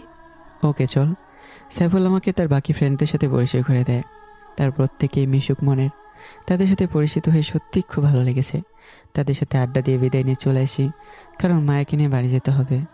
বড় গাছের কাছে গিয়ে দেখি মায়া আগে সেখানে দাঁড়িয়ে আছে। কিরে, এত দেরি করলি কেন? আমি কখন থেকে দাঁড়িয়ে আছি, চল। সরি, ক্লাসে দেরি হয়েছে। আচ্ছা চল, এখন বাসায় যাব না। তাহলে কোথায় যাবেন? শপিং করতে যাব, চল শপিং মলের দিকে। আমি আর কি করব, মালিক যেখানে বলবে আমাকে সেখানে নিয়ে যেতে হবে। মায়া ম্যামকে নিয়ে শপিং মলে যাই। অনেক মার্কেট করেছে, ছেলেদেরও করেছে, হয়তো ওনার বয়ফ্রেন্ডের জন্য। আমার কি, আমি ওনার বডিগার্ড মাত্র। ওনাকে সুরক্ষা দেওয়া আমার কাজ। শপিং শেষে ওনাকে নিয়ে বাড়িতে যাই। নিজের রুমে যাওয়ার সময় উনি আমাকে ডাক দিলেন, তাই বাধ্য ছেলের মতো ওনার কাছে যাই। নে, এগুলো তোর জন্য নিয়েছি। আমার জন্য ম্যাম? তোর জন্য। পরে জানাবি কেমন হয়েছে। আমি খুশিতে আত্মহারা হয়ে যাই। এই প্রথম কেউ আমাকে গিফট দিচ্ছে। ম্যামের হাত থেকে জিনিসগুলো নিয়ে পরে চলে যাই। রুমে গিয়ে প্যাকেটটা খুলে দেখি শার্ট প্যান্ট, দেখতে সেই সুন্দর। ম্যামের পছন্দ ভালো বলতে হবে। এভাবে কিছুদিন চলে যায়। একদিন আমি গাড়িতে বসে আছি ম্যামকে নিয়ে যাওয়ার জন্য। একটু পর ম্যাম এসে আমার পাশের সিটে বসতেই গাড়ি চালানো শুরু করলাম। ভার্সিটি গিয়ে ম্যামকে নামিয়ে গাড়ি পার্ক করে চলে যাই। গাড়ি পার্ক করে ক্লাসেও চলে যাই। ক্লাস শেষ করে বাইর হতেই সাইফুল প্রশ্ন করলো, নিলয়, তোকে দেখি এই শহরের সব থেকে ধনী বিজনেসম্যানের মেয়েকে গাড়ি করে নিয়ে আসিস, কাহিনী কি? ও, তুই মায়া ম্যামের কথা বলছিস? আচ্ছা শোন। তারপর সাইফুলকে সব বললাম। তার মানে তুই মায়ার বডিগার্ড? হুম। তাহলে তো তোর কপাল খুললো। এই ভার্সিটির সবার ক্রাশের তুই বডিগার্ড। মায়ার সাথে কথা বলার জন্য কত ছেলে পাগল, আর তুই কিনা তার বাড়িতে তার সাথে ভার্সিটিতে আসিস। তোরই তো কপাল রে বন্ধু। আমির সাইফুল কথা বলে ক্লাস থেকে বের হয়ে দেখি একটা ছেলে মায়ের হাত ধরে টানাটানি করছে। মায়া যতবার সারানোর চেষ্টা করছে ততবার হাত চেপে ধরছে। বিষয়টা দেখে মাথায় রক্ত উঠে যায়। তার কাছাকাছি গিয়ে শোনার চেষ্টা করি যে কী নিয়ে কথা কাটাকাটি হচ্ছে। রকি, তুই কিন্তু অসভ্যতামি করছিস। কতবার বলেছি আমি তোকে ভালোবাসি না, তারপরেও কেন আমার পেছনে পড়ে আছিস? হাত ছাড়, সবাই দেখছে। আমি তোকে ভালোবাসি, তুই কেন বাসবি না? আমার বাপের কি টাকা পয়সার কম আছে? বরং তোর বাপের থেকে বেশি আছে। আজকে আর তোর কোনো কথাই মানছি না। তুই আমার গালে থাপ্পড় মেরে চরম ভুল করেছিস। আজকে তা হাড়ে হাড়ে টের পাবি। কথাগুলো বলে রকি ছেলেটা মায়ের হাত ধরে টান দিয়ে যাওয়ার খুব চেষ্টা করছে, কিন্তু এক চুলও নাড়াতে পারছে না। ছেলেটা মনে মনে চিন্তা করে, এক মুহূর্তে মায়ের শরীরে এত শক্তি কোত্থেকে আসলো? সে নাড়াতেই হিমশিম খাচ্ছে। ঘুরে মায়ের দিকে তাকাতে দেখে যে আমি তার অপর হাত ধরে আছি, তাই সে নাড়াতে পারেনি। এই, কে রে তুই? আমার কাজে বাধা দিস? জানিস আমি কে? আমার পাওয়ার কি জানিস? নিজের ভালো চাইলে পালা এখান থেকে। আমি মায়া ম্যামের বডিগার্ড, আর যেহেতু উনি আপনার সাথে যেতে চাচ্ছে না, তাই ওনাকে ছেড়ে দিন, এতে আপনারই ভালো হবে। বুঝতে পারছি, তোকে এভাবে বললে হবে না। কথাটা বলেই যে ছেলেটা আমাকে ঘুষি মারতে যাবে আমি তার ডিফেন্স করি, উল্টো তার নাক বরাবর ঘুষি মারি। ছেলেটা মায়াকে ছেড়ে নাক ধরে দুহাত পেছনে চলে যায়। হুট করে মায়াকে ছেড়ে দেওয়ায় তাল সামলাতে না পারায় পড়ে যেতে নিলেই আমি মায়ের কোমর জড়িয়ে নিই। মায়া অপলক দৃষ্টিতে আমার দিকে তাকিয়ে আছে। ছেলেটার কথায় মায়া আর আমি বাস্তবে ফিরি। এই ছোট লোকের বাচ্চা, তুই জানিস না কার গায়ে হাত তুলেছিস? একটু ওয়েট কর, তোকে মজা দেখাচ্ছি। কথাগুলো বলেই ছেলেটা কাকে যেন ফোন দেয়। মায়া আমাকে বলে, নিলয়, ওরা ভালো ছেলে না, চলো বাসায় চলো, না হলে অনেক সমস্যা হয়ে যাবে। রকের পাওয়ার অনেক, তুমি পারবে না। এখন অনেক ছেলে পেলে আমাকে মারার জন্য আসবে, তাই চলো বাসায়। না ম্যাম, পালিয়ে যাওয়ার পাত্র আমি নই। আর দেখি কাকে নিয়ে আসে। আপনার সুরক্ষা দেওয়ার দায়িত্ব আমার। আজ যদি এভাবেই চলে যাই, পরদিন আপনাকে আরও নানানভাবে হেনস্থা করবে। তাই আজকে কাহিনীর রীতি এখানেই টেনে যাব। আর আমাকে নিয়ে চিন্তা করবেন না, আমি আপনার বডিগার্ড মাত্র। আপন বলতে কেউ নেই আমার, তাই মরার চিন্তা আমি করি না। আমি কথাগুলো বলে মায়ের ফ্রেন্ড তিশাকে ইশারা করে মায়াকে নিয়ে যেতে বলি। তখনই প্রায় 2-3টা গাড়ি ভার্সিটিতে প্রবেশ করে। 3টাতেই পোলাপানে ভর্তি। তারা সবাই তেরে এদিকে আসছে। মায়া ভয়ে কাতর হয়ে আছে আর ভাবছে আমি কি পারবো এতগুলো ছেলের সাথে। তখনই একটা ছেলে দৌড়ে এসে আমাকে বাড়ি মারার জন্য অকেস্টিক ওঠাতেই আমি ডান হাত ঘুরিয়ে ছেলেটার নাক বরাবর একটা ঘুষি মারি। ছেলেটা ছিটকে কয়েক হাত দূরে চলে যায়। আমি অকেস্টিকটা নিয়ে হাতে ঘোরাতে থাকি। ভার্সিটির সবাই অবাক হয়ে তামাশা দেখছে, কারণ একটা ছেলে কীভাবে এতগুলো ছেলের সাথে লাগতে যায়। ট্রেনিং ছাড়া কোনো ছেলে এমন সাহস পাবে না। সবার মনে কৌতূহল, বিশেষ করে মায়ের মনে অনেক কৌতূহল, কারণ আমাকে দেখলে বোঝার কোনো উপায় নেই এমনভাবে ফাইট করতে পারবো যে আমি একে একে সবাইকে মেরে শুয়ে দিই। ঠিক তখনই পিছন থেকে রকি আমার মাথায় আঘাত করে। আমি সিটকে দূরে সরে যাই, মাটি দিয়ে মুখ থুবড়ে পড়ে যাই। মায়ের নিলয় বলে চিল্লে ওঠে, শালার গায়ে এত শক্তি জানতাম না। আমার সব পোলাপানকেই মেরে শুয়ে দিয়েছে। এখন কেমন লাগে? মায়াকে মনে করেছিলাম বিয়ে করব, কিন্তু এখন আর করব না। এখন মায়াকে রকি কথাগুলো বলে উচ্চস্বরে হাসতে থাকে। এই ভার্সিটির কারো সাহস নেই রকি কিছু বলার, কারণ রকির বাপ আকাশ সাহেব এখানকার এমপি, সাথে বড় বিজনেসম্যান। রকি কথাগুলো বলে মায়ের হাত ধরে টান দিয়ে নিয়ে যাবে এমন সময় কাপুরুষের মতো ভীষণ আক্রমণ করলে কেন? সামন থেকে করতে কি ভয় লাগে? মায়া ম্যামের বডিগার্ড আমি। মায়া ম্যামকে ধরার আগে আমাকে টপকে যেতে হবে, পারবি? রকি পিছনে তাকে দেখে আমি অকেস্টিক মাটিতে একবার রাখছি, আরেকবার ওঠাচ্ছি। মাথাটা নিচের দিকে করে রাখা ছিল। হঠাৎ লাল চক্ষু বিশিষ্ট আঁখি দিয়ে রকির দিকে তাকাতেই মায়াকে ছেড়ে 2 কদম পিছিয়ে চলে যায়। মায়ের হাত ছেড়ে দৌড়ে ক্যাম্পাস থেকে বের হয়ে যায়। রকি ছাড়তে মায়া আমার কাছে এসে বলে, সত্যি বলেন তো আপনি কে? এতগুলো মানুষকে একাই মেরে ভাগিয়ে দিলেন। বলুন তো আপনি কে, আর কি উদ্দেশ্য আমাদের এখানে থাকার? আরে ম্যাম কি বলেন, আমি আপনার বডিগার্ড। আপনাকে সেভ করা আমার দায়িত্ব, আর দায়িত্ব রক্ষার জন্য জীবন দিয়ে তো পিছপা হই না। আচ্ছা চলুন বাড়ি যাওয়া যাক। মায়ের সব চিন্তা সাইডে রেখে আমাকে নিয়ে একসাথে বাড়ি যাওয়ার জন্য পা বাড়াতেই আমার দিকে ভালো করে তাকিয়ে দেখে দাঁড়িয়ে যায়। কি হলো, দাঁড়ালেন কেন? চলেন। তোমার মাথায় লাল এগুলো কি? দেখে নিচ্ছ হও তো। মায়ের কথায় আমি নিচু হতেই মায়া আমার মাথায় হাত দিয়ে দেখে রক্তে পুরো মাথা একাকার। কানের সাইড দিয়ে সেখান থেকে রক্ত গড়িয়ে পড়ছে। আমাকে মায়া ধরে নিয়ে একটা গাছের কাছে নিয়ে বসাতেই আমি বেহুশে মায়ের কোলে গড়িয়ে পড়ি। আমার এই অবস্থা দেখে মায়া কান্না করে দেয়। ভার্সিটির কয়েকজন ছেলে পেলে এসে আমাকে নিয়ে হাসপাতালে যায়। আমি পিটপিট করে চোখ খুলে দেখি আমি হাসপাতালের বেডে শুয়ে আছি।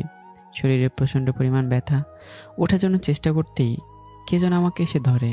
তাকে দেখে মায়া আমাকে ধরে আছে।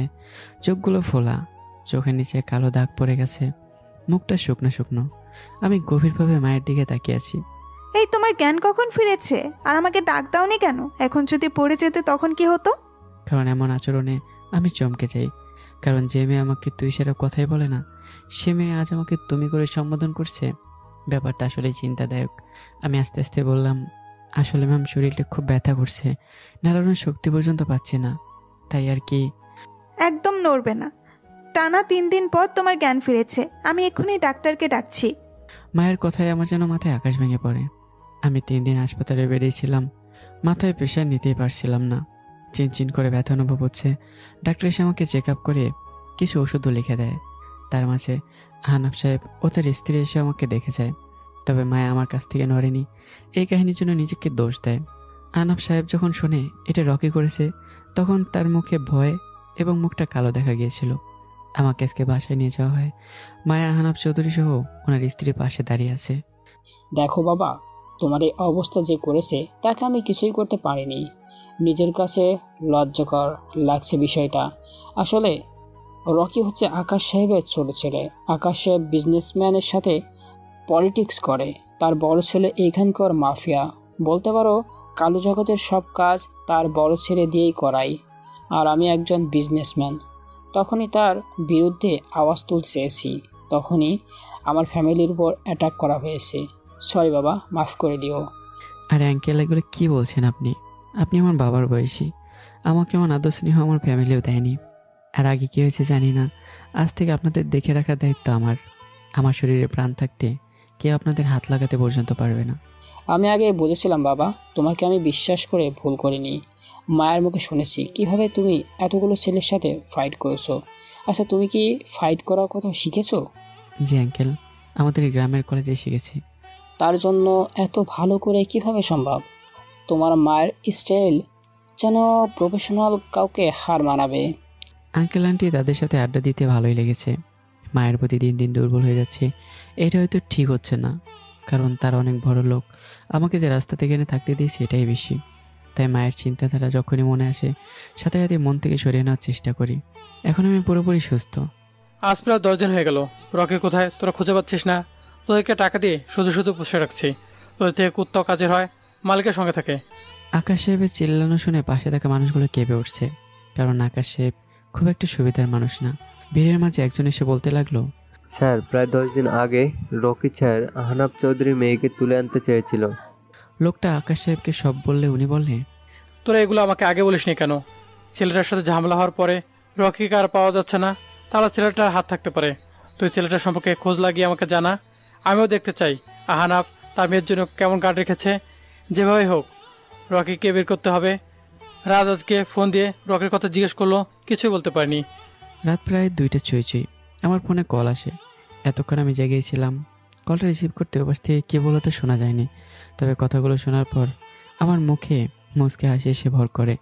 ব্যাগ থেকে কালো একটা হুডি, কালো প্যান্ট, কালো একটা জোকার মাস্ক পরে রাতের নির্জনতায় বের হয়ে যাই। গেট খুলে বের হওয়ার পরই একটা গাড়ি এসে আমার সামনে দাঁড়ায়। আমি গাড়িতে উঠে বসতে গাড়িটা চলতে শুরু করে। কিছু দূর যাওয়ার পরে গাড়িটা থেমে যায়। আমি গাড়ি থেকে নেমে দেখি কিছুটা দূরে ল্যাম্পপোস্টের আলো আর চারপাশটা অন্ধকার। সামনে একটা ভাঙাচোরা বাড়ি থেকে হালকা আলো বেশ আসছে। আমি ভাঙা বাড়িটা দিয়ে পা বাড়াই। এই কুত্তার বাচ্চা, তোরা কি আমাকে কেন ধরে আনলি? খুলে দে, পরে তোদের দেখাচ্ছি কাকে ধরে এনেছিস। আমার বাপ এই এলাকার এমপি, আমার বড় ভাই মাফিয়া, আর তোরা আমাকে ধরে এনেছিস। ভাই যদি জানতে পারে তাহলে তোদের সবকটাকেই কুত্তার মতন মারবে। খুলে দে। এই রাশেদ শালা বেশি বকতেছে। মন চাচ্ছে পিস্তলের সব বুলেট এখনই শালার মুখে পুড়ে দেই, কিন্তু স্যার না আসা পর্যন্ত কিছুই করতে পারবো না। শালা অনেক কুকর্ম করেছে, স্যার আসলে এটার কাহিনী শেষ করবে। তারেক আর রাশেদের কথার মাঝেই একটা লোক ঘরটাতে প্রবেশ করে। লোকটাকে দেখে তারেক আর রাশেদ রকি সোজা একটা চেয়ার এনে দেয়। লোকটা চেয়ারটাতে আরাম করে বসে গম্ভীর কণ্ঠে বলে, 10 দিন ধরে কি ওকে কিছু খেতে দিয়েছো? লোকটার গম্ভীর কণ্ঠস্বর শুনে তারা দুজনে কেঁপে ওঠে। আর তারেক বলে, স্যার আপনি যেভাবে বলেছেন সেভাবেই করেছি। এই 10 দিন শুধু পানি ছাড়া আর কিছু খেতে দেয়নি। গুড।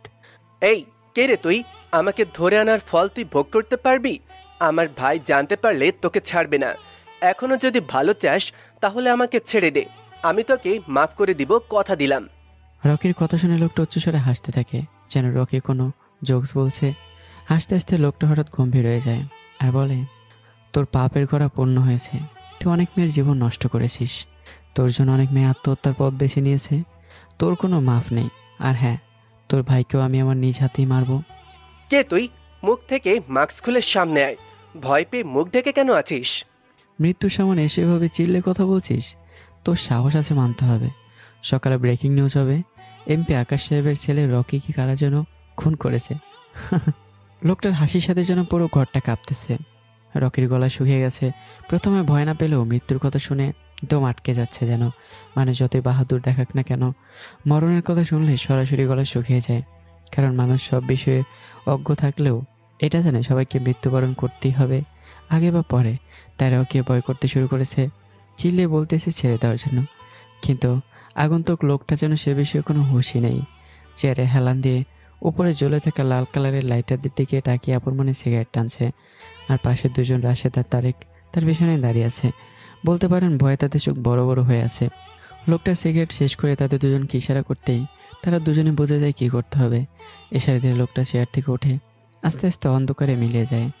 এদিকে আমি বাইরে থেকে এসে চুপি চুপি নিজের ঘরের দিকে যেতে নিলেই পেছন থেকে একটা ডাকে থমকে দাঁড়াই। নীলয় এত রাতে কোথায় গিয়েছিলে? মায়ের কথায় আমার চোখে আতঙ্কের ছাপ। তার মানে মায়াকে সব জেনে গেল নাকি?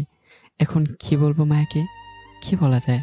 মায়া আমার দিকে রাগে লোকে তাকিয়ে আছে, মনে হচ্ছে চোখ দিয়ে গিলে খাবে। আমি মায়ের চোখের দিকে তাকিয়ে আবারও মাথা নিচু করে নেই। আমি তো মনে করেছি মায়া সব সত্যি জেনে গিয়েছে। তখনই মায়া আমার কলার চেপে ধরে বলতে লাগে, তুই সিগারেট খাস? আর সিগারেট খাওয়ার জন্যই তুই এত রাতে বাইরে গিয়েছিস? হ্যাঁ, কথা বলছিস না কেন? মায়ের কথায় আমি টাসকি খাই। তার মানে মায়া কিছু বুঝতে পারেনি। আমি মনে মনে খুশি। তবে এখন যেভাবেই হোক মায়াকে শান্ত করতে হবে, না হলে কেলেঙ্কারি হয়ে যাবে। দেখুন ম্যাম, আমি সবসময় খাই না, যখন ভালো না লাগে তখন খাই। আর আজকে উঠ করে ঘুম ভেঙে যায়, তাই আর কি। তাই আর কি? হ্যাঁ, এগুলো সাইপাস আর খাবি না, মনে থাকবে। আজকের জন্য মাফ করে দিলাম তোকে। আচ্ছা ম্যাম, আর খাবো না। এখন কলারটা ছাড়েন, আমার দম বন্ধ হয়ে আসতেছে। ছাড়বো না? কি করবি তুই? কথাগুলো বলেই মায়া আমাকে একেবারে তার কাছে নিয়ে আসে। একে অপরের নিঃশ্বাসের শব্দ পর্যন্ত শুনতে পারছি। আমি যেন কোনো ঘোরের মধ্যে চলে যাচ্ছি। হঠাৎ মনে হয়ে যায় এগুলো ঠিক হচ্ছে না। ম্যাম, আর কখনো সিগারেট খাবো না, প্লিজ ছেড়ে দিন, দম বন্ধ হয়ে যাচ্ছে। আমার কথায় মায়া বাস্তবে ফিরে আমাকে ছেড়ে দেয়। তবে ছাড়ার আগে বলে আর কোনোদিন যেন সিগারেট না খায়। মায়ের রুমে গিয়ে ভাবতে থাকে। হুট করে তার ঘুমটা ভেঙে যায়। পরে আর ঘুমই আসছিল না। তাই সাথে যাওয়ার জন্য রুম থেকে বেরোতেই আমাকে দেখে বাহির থেকে আসতেছি। এই জন্যই আমি এভাবে ধরা খেলাম। ভাবতে থাকে যে ভালোই হয়েছে, অন্তত তার ভয়ে সিগারেট খাবো না। এগুলো মনে মনে ভাবে আর হাসতে থাকে মায়া। ইস, কি বাচ্চাটা এনে বাঁচলাম। বাকি কাপড়গুলো গাড়িতে খুলে আসছিলাম। যদি ওই কাপড়ে দেখে ফেলতো তাহলে আমার কাহিনী শেষ ছিল। আমি মনে মনে আল্লাহর কাছে হাজারে শুকরিয়া আদায় করি আমাকে এই যাত্রায় বাঁচিয়ে দেওয়ার জন্য। আব্বু শোনো, পরশুদিন কিছু ড্রাগস যাবে ভার্সিটিতে। রকিকে বলিয়ে ভার্সিটির পিছনে পরিত্যক্ত বাড়িটার ভিতরে নিচে একটা গোপন রুম আছে, সেখানে সব ড্রাগস যেন রাখে। আমি রকিকে ফোনে পাচ্ছি না। এভাবে যদি ড্রাগসের ব্যবসাটা চালিয়ে যেতে পারি তাহলে আমরা টাকার ওপর ঘুমাবো আর তোমাকে মন্ত্রী বানিয়ে দিব, হা হা হা। রাজের কথায় আকাশে খুশি হলেও আবারও বেজার, কারণ রকিকে খুঁজে পাচ্ছে না, জানে না কোথায় আছে। তাহলে রকিকে কিভাবে বলবে আর খুশি হয়েছে তাকে মন্ত্রী বানাবে এটা শুনে। আসলেই দুনিয়ার স্বার্থ নিয়ে ভরপুর। বাপ ছেলের সাথে, ছেলে বাপের সাথে বেইমানি করে শুধুমাত্র এই টাকার জন্য। ভাই ভাইয়ের শত্রু হয়ে যায়। রাজ আকাশ সাহেবকে কথাগুলো বলেই ফোন রেখে দেয়। এদিকে আমি আর মায়া অনেকদিন পর ভার্সিটি যাচ্ছি। আমি অসুস্থ থাকাকালীন মায়া ভার্সিটি যায়নি। আজকে আমরা দুজনেই ভার্সিটি যাচ্ছি, তবে গাড়ি নিয়ে নয়, রিক্সা নিয়ে। আমি অনেকবার বলেছি গাড়ি নিয়ে যাওয়ার জন্য, কিন্তু মায়ের একটাই কথা রিক্সা দিয়ে যাবে। অগত্যা না পেরে আমি রিক্সা ডেকে আনি। রিক্সায় দুজনে একসাথে বসে আছি, তবে মায়ের রাগে ফুঁসছে। মাকে দেখে বোঝা যাচ্ছে এখনই বোধ হয় ফেটে যাবে। দাঁতে দাঁত চেপে আমাকে বলে, এত দূরে বসছো কেন? মাঝে এত জায়গা থাকতে একেবারে সাইডে হয়ে বসেছো কেন? এদিকে আসো। না না, আমি ঠিক আছি, সমস্যা নেই, আমি এখানে ঠিক আছি। আমার এমন কথা শুনে মায়া নিজের রাগকে কন্ট্রোল করতে পারেনি। গলার ধরে টান দিয়ে একেবারে তার কাছাকাছি নিয়ে আসে। আমার দম বন্ধ হয়ে আসছে। আমি বুঝতে পারছি না কী করব, কারণ যেখানে মায়ের নিজের ভয় পাওয়ার কথা সেখানে মায়া না পেয়ে আমি পাচ্ছি। হয়তো এতিম আর গরিব বলে এত বড় লোক কারো কাছাকাছি যেতে বিবেকে বাঁধে। মায়া আমার হাত জড়িয়ে ধরেছিল। আমি বলার পর হাত ছাড়েনি, বরং রাগীভাবে আমার দিকে তাকিয়েছিল। আমি মনে মনে চিন্তা করি, মায়ের মনে কি আমার জন্য কিছু আছে, নাকি এমনিতেই মায়া মজা করছে। সব চিন্তার ব্যাঘাত ঘটে রিক্সা চালকের ডাকে তাকে দিকে ভার্সিটি এসে পড়েছি। আমি টাকা দেওয়ার আগে মায়া দিয়ে দেয়। দুজন একসাথে ভার্সিটিতে প্রবেশ করতেই ভার্সিটি মাঠে সকল স্টুডেন্টদের জড়ো হয়ে তাকিয়ে থাকতে দেখে আমরাও সেখানে যাই। একজন স্টুডেন্টকে আমরা জিজ্ঞাসা করি, ভাই কি হয়েছে এখানে? এত স্টুডেন্ট ক্লাস বাদ দিয়ে এখানে কেন? কি ভাই, কিছু জানেন না? এমপি আকাশ সাহেবের ছেলে রকিকে কেউ খুব খারাপভাবে খুন করে, এখানে ফেলে রেখে গিয়েছে, আর আজকে ক্লাস হবে না। ছেলেটার কথায় মায়া সহ আমি একটা ধাক্কা খাই। মায়া আমার দিকে তাকিয়ে আছে। দুজন ভিড় ঠেলে সামনে গিয়ে দেখি রকির নিথর দেহ পড়ে আছে। রকির বডিটাকে দেখে মায়া আমাকে জড়িয়ে ধরে। মাথা কেটে আলাদা করে দিয়েছে, যৌনাঙ্গ কেটে ফেলে দিয়েছে, প্রত্যেকটা হাত পায়ের আঙ্গুলের নখগুলোকে সম্ভবত প্লাস দিয়ে উঠে ফেলেছে, যাকে বলে ভয়ঙ্কর মৃত্যু থেকেও ভয়ঙ্কর। এতক্ষণে এমপি আকাশ সাহেব চলে এসছেন। ছেলের অবস্থা দেখে চোখ বন্ধ করে নেয়। ক্যাম্পাসে চিল্লিয়ে বলে যায়, আমার ছেলেকে যারা এভাবে মেরেছে তার সব কথা কুত্তার মতো পিটে মারবো, বলে গেলাম। কথাগুলো বলেই আকাশ সাহেব চলে যায়। মায়া আমাকে নিয়ে ভিড় থেকে চলে আসে। মায়া রকির বডিটাকে দেখে বেশ কয়েকবার বমিও করে। এতটা জঘন্যভাবে মানুষ মানুষকে মারতে পারে মায়ের মনে হচ্ছে না। মায়া আমাকে বলে, নিলয়, তোমার মনে হয় রকিকে কোনো মানুষ মেরেছে? কি জঘন্যভাবে মারলো! আমার তো দেখেই দম বন্ধ হয়ে যাচ্ছে। দেখেন ম্যাম, আমি যতদূর জানি রকির ছেলেটা অনেক মেয়ের জীবন নষ্ট করেছে। হয়তো তাদের কোনো রিলেটিভরা এমন করেছে, আর মরেছে, ভালো হয়েছে। ক্যাম্পাসটা অন্তত শান্ত থাকবে। আচ্ছা চলেন বাড়ি চলে যাই, ক্লাস যেহেতু হবে না। না, বাড়ি যাব না, চলো সামনে পার্ক থেকে ঘুরে আসি। আমি মায়ের কথায় সায় দিয়ে আমরা পার্কে চলে যাই। এদিকে পুলিশ অফিসার সাইদ সাহেব চিন্তিত হয়ে কপালে হাতে বসে আছে। তখনই তার ফোনে কল আসে। ফোনটা হাতে নিয়ে দেখে আকাশ সাহেবের ফোন। কাঁপা কাঁপা হাতে ফোনটা ধরতেই, খোঁজ পেয়েছিস? তোদেরকে শুধু শুধু টাকা দিয়ে রেখেছি, কোনো কাজের না তোরা।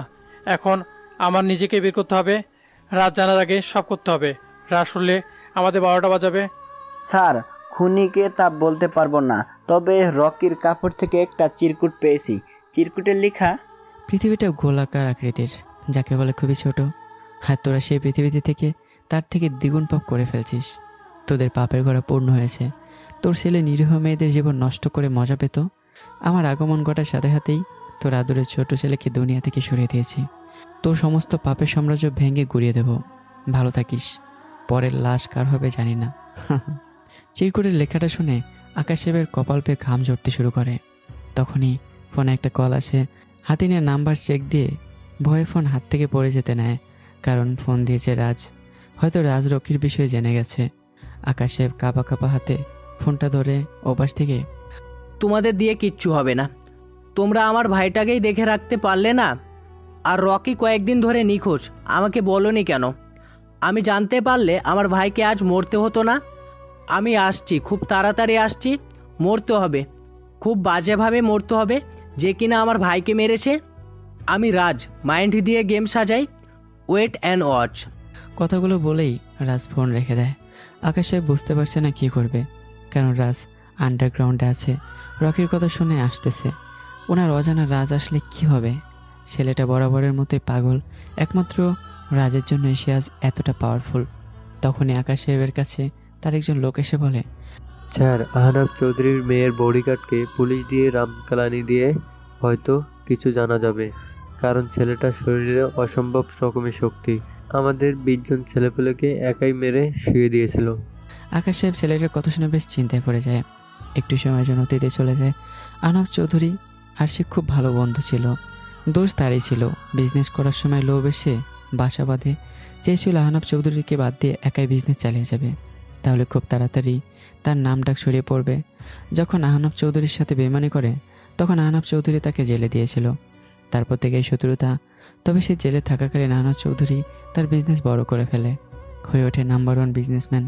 আহনাফ চৌধুরীর উন্নতি সে মেনে নিতে পারেনি। বিভিন্নভাবে চেষ্টা করতে আহনাফ চৌধুরীর ক্ষতি করার, তবে এখন পর্যন্ত পেরে ওঠেনি। আচ্ছা নিলয়, তোমার সম্পর্কে আমাকে কিছুই বললে না। আজকে যেহেতু সুযোগ আছে, তাহলে তোমার সম্পর্কে কিছু বলবে? মায়ের কথায় আমি চিন্তায় পড়ে যাই, কারণ মায়া যদি আমার অতীত শুনে আমাকে দোষী মনে করে তখন কি হবে। তাই আমি বললাম, আজ মানে আজ, আর এক্ষুনি বলতে হবে। বলো বলছি। আমি বুঝতে পারি এখন মায়াকে হাজার বলার পরও কোনো কাজ হবে না, কারণ মায়া আমার কথা শুনবে না।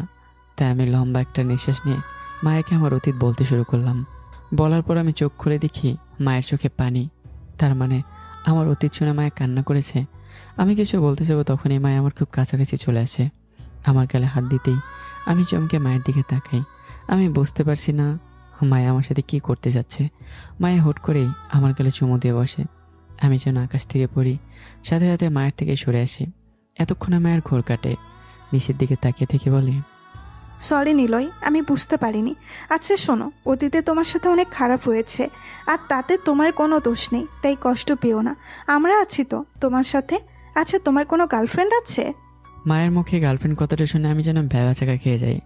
তখন তো কলেজ থেকে সে চাকরের ন্যায় বাসায় খাটুনি করেছি, আর এখন আমার মতো এতিম ছেলেকে কে পছন্দ করবে? দেখতেও বাজে। তোকে এত কিছু বলতে বলছি, শোন, আজ থেকে কোনো মেয়ের সাথে কথা বলতে পারবি না, মনে থাকবে? জি ম্যাম, মনে থাকবে। মনে থাকলেই ভালো। এখন শোন, মালিক কে, আমি না তুই? কেন ম্যাম, আপনি মালিক? তাহলে তো আমি যা বলবো তোকে শুনতে হবে, তাই না? জি ম্যাম, বলুন। এই তো গুড। তা শোন, আমার কাছে আয়, কথা আছে। জি ম্যাম, বলুন। আমি মায়ের কাছে আসতেই মায়া আমার ঠোঁটে ঠোঁট চেপে ধরে। আমি কিছুক্ষণের জন্য থমকে যাই, নিজেকে ছাড়িয়ে নিতে যাচ্ছি, কিন্তু মায়া নিজের সর্বশক্তি প্রয়োগ করে কিস করে ছেড়ে দেয়। ম্যাম, এটা কী করলেন? এটা কিন্তু ঠিক না। আমি কোথায় আর আপনি কোথায়? শোন, ঠিক কোনটা আমাকে শিখাতে আসিস না। তোকে প্রথম দিন থেকেই আমি পছন্দ করি, বলতে পারিস ভালোবেসে ফেলেছি। তাই অন্য মেয়েদের মতো ইনিয়ে বিনিয়ে বলতে পারবো না।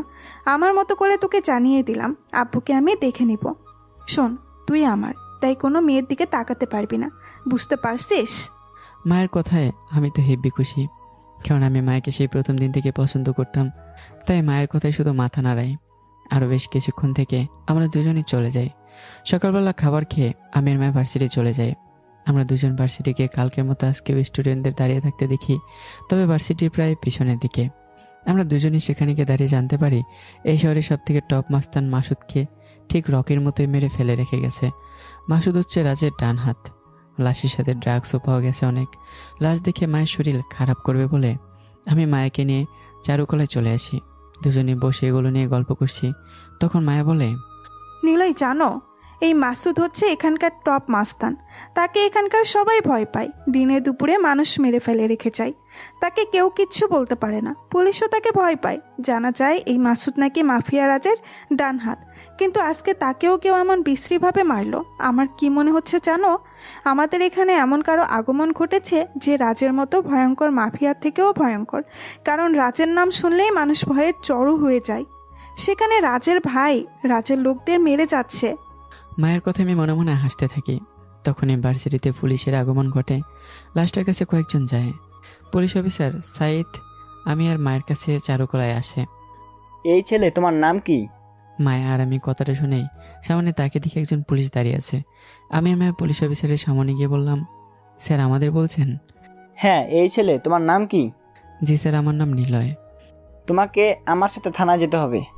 থানায় যাওয়ার কথা শুনে আমি আর মা দুজনে অবাক হয়ে যাই। মায়া বলে ওঠে, নিলয় কেন থানায় যাবে? ম্যাম, তার নামে আমাদের কাছে কমপ্লেন আছে, তাই ওনাকে থানা যেতে হবে। না, নিলয় কোথাও যাবে না। আপনি হয়তো আমাকে চিনেন না, আমি আহনাব চৌধুরীর একমাত্র মেয়ে। আমি আব্বুকে বলে দিচ্ছি, ওয়েট। দেখুন ম্যাম, উনি থানায় যাওয়ার পর আমরা কিছু জিজ্ঞাসাবাদ করে ছেড়ে দেব। আমি বুঝতে পারি এখানে তর্ক করলে লাভ নেই, তাই মায়াকে বলি যে আমি থানায় যাব।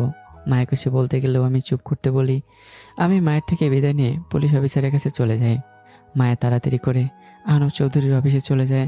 আহনাব চৌধুরীকে সব কিছু বলার পর ওনাকে নিয়ে থানায় চলে আসে। আহনাব চৌধুরী থানায় যাওয়ার পর পুলিশ অফিসার সাইদ বলে, স্যার আপনি আসতে গেলেন কেন? ফোন করলে আমি চলে যেতাম। হয়েছে, আর বলতে হবে না। নিলয়কে ধরে নিয়ে আসছেন কেন? তার মানে ছেলেটা আপনার পরিচিত? আসলে রকির খুনের সাথে ছেলেটাকে আমরা সন্দেহ করছি, তাই ধরে আনা। সন্দেহের ভিত্তিতে ধরে আনা যায় সাহেব সাহেব? আহনাব চৌধুরীর কথায় পুলিশ অফিসার চুপ হয়ে যায়। আহনাব চৌধুরীর কথায় আমাকে জেল থেকে নিয়ে আসে। আমাকে আনা হলে আহনাব চৌধুরী আর মায়া আমার দিকে তাকিয়ে চমকে ওঠে, কারণ আমার সমস্ত শরীরে রক্তে মাখামাখি অবস্থা। দুজন কনস্টেবলের মাধ্যমে ভর দিয়ে আসি, মাথাটা নিচের দিকে করে রাখা। মনে হচ্ছে কোনো খুনের আসামিকে টর্চার করা হয়েছে।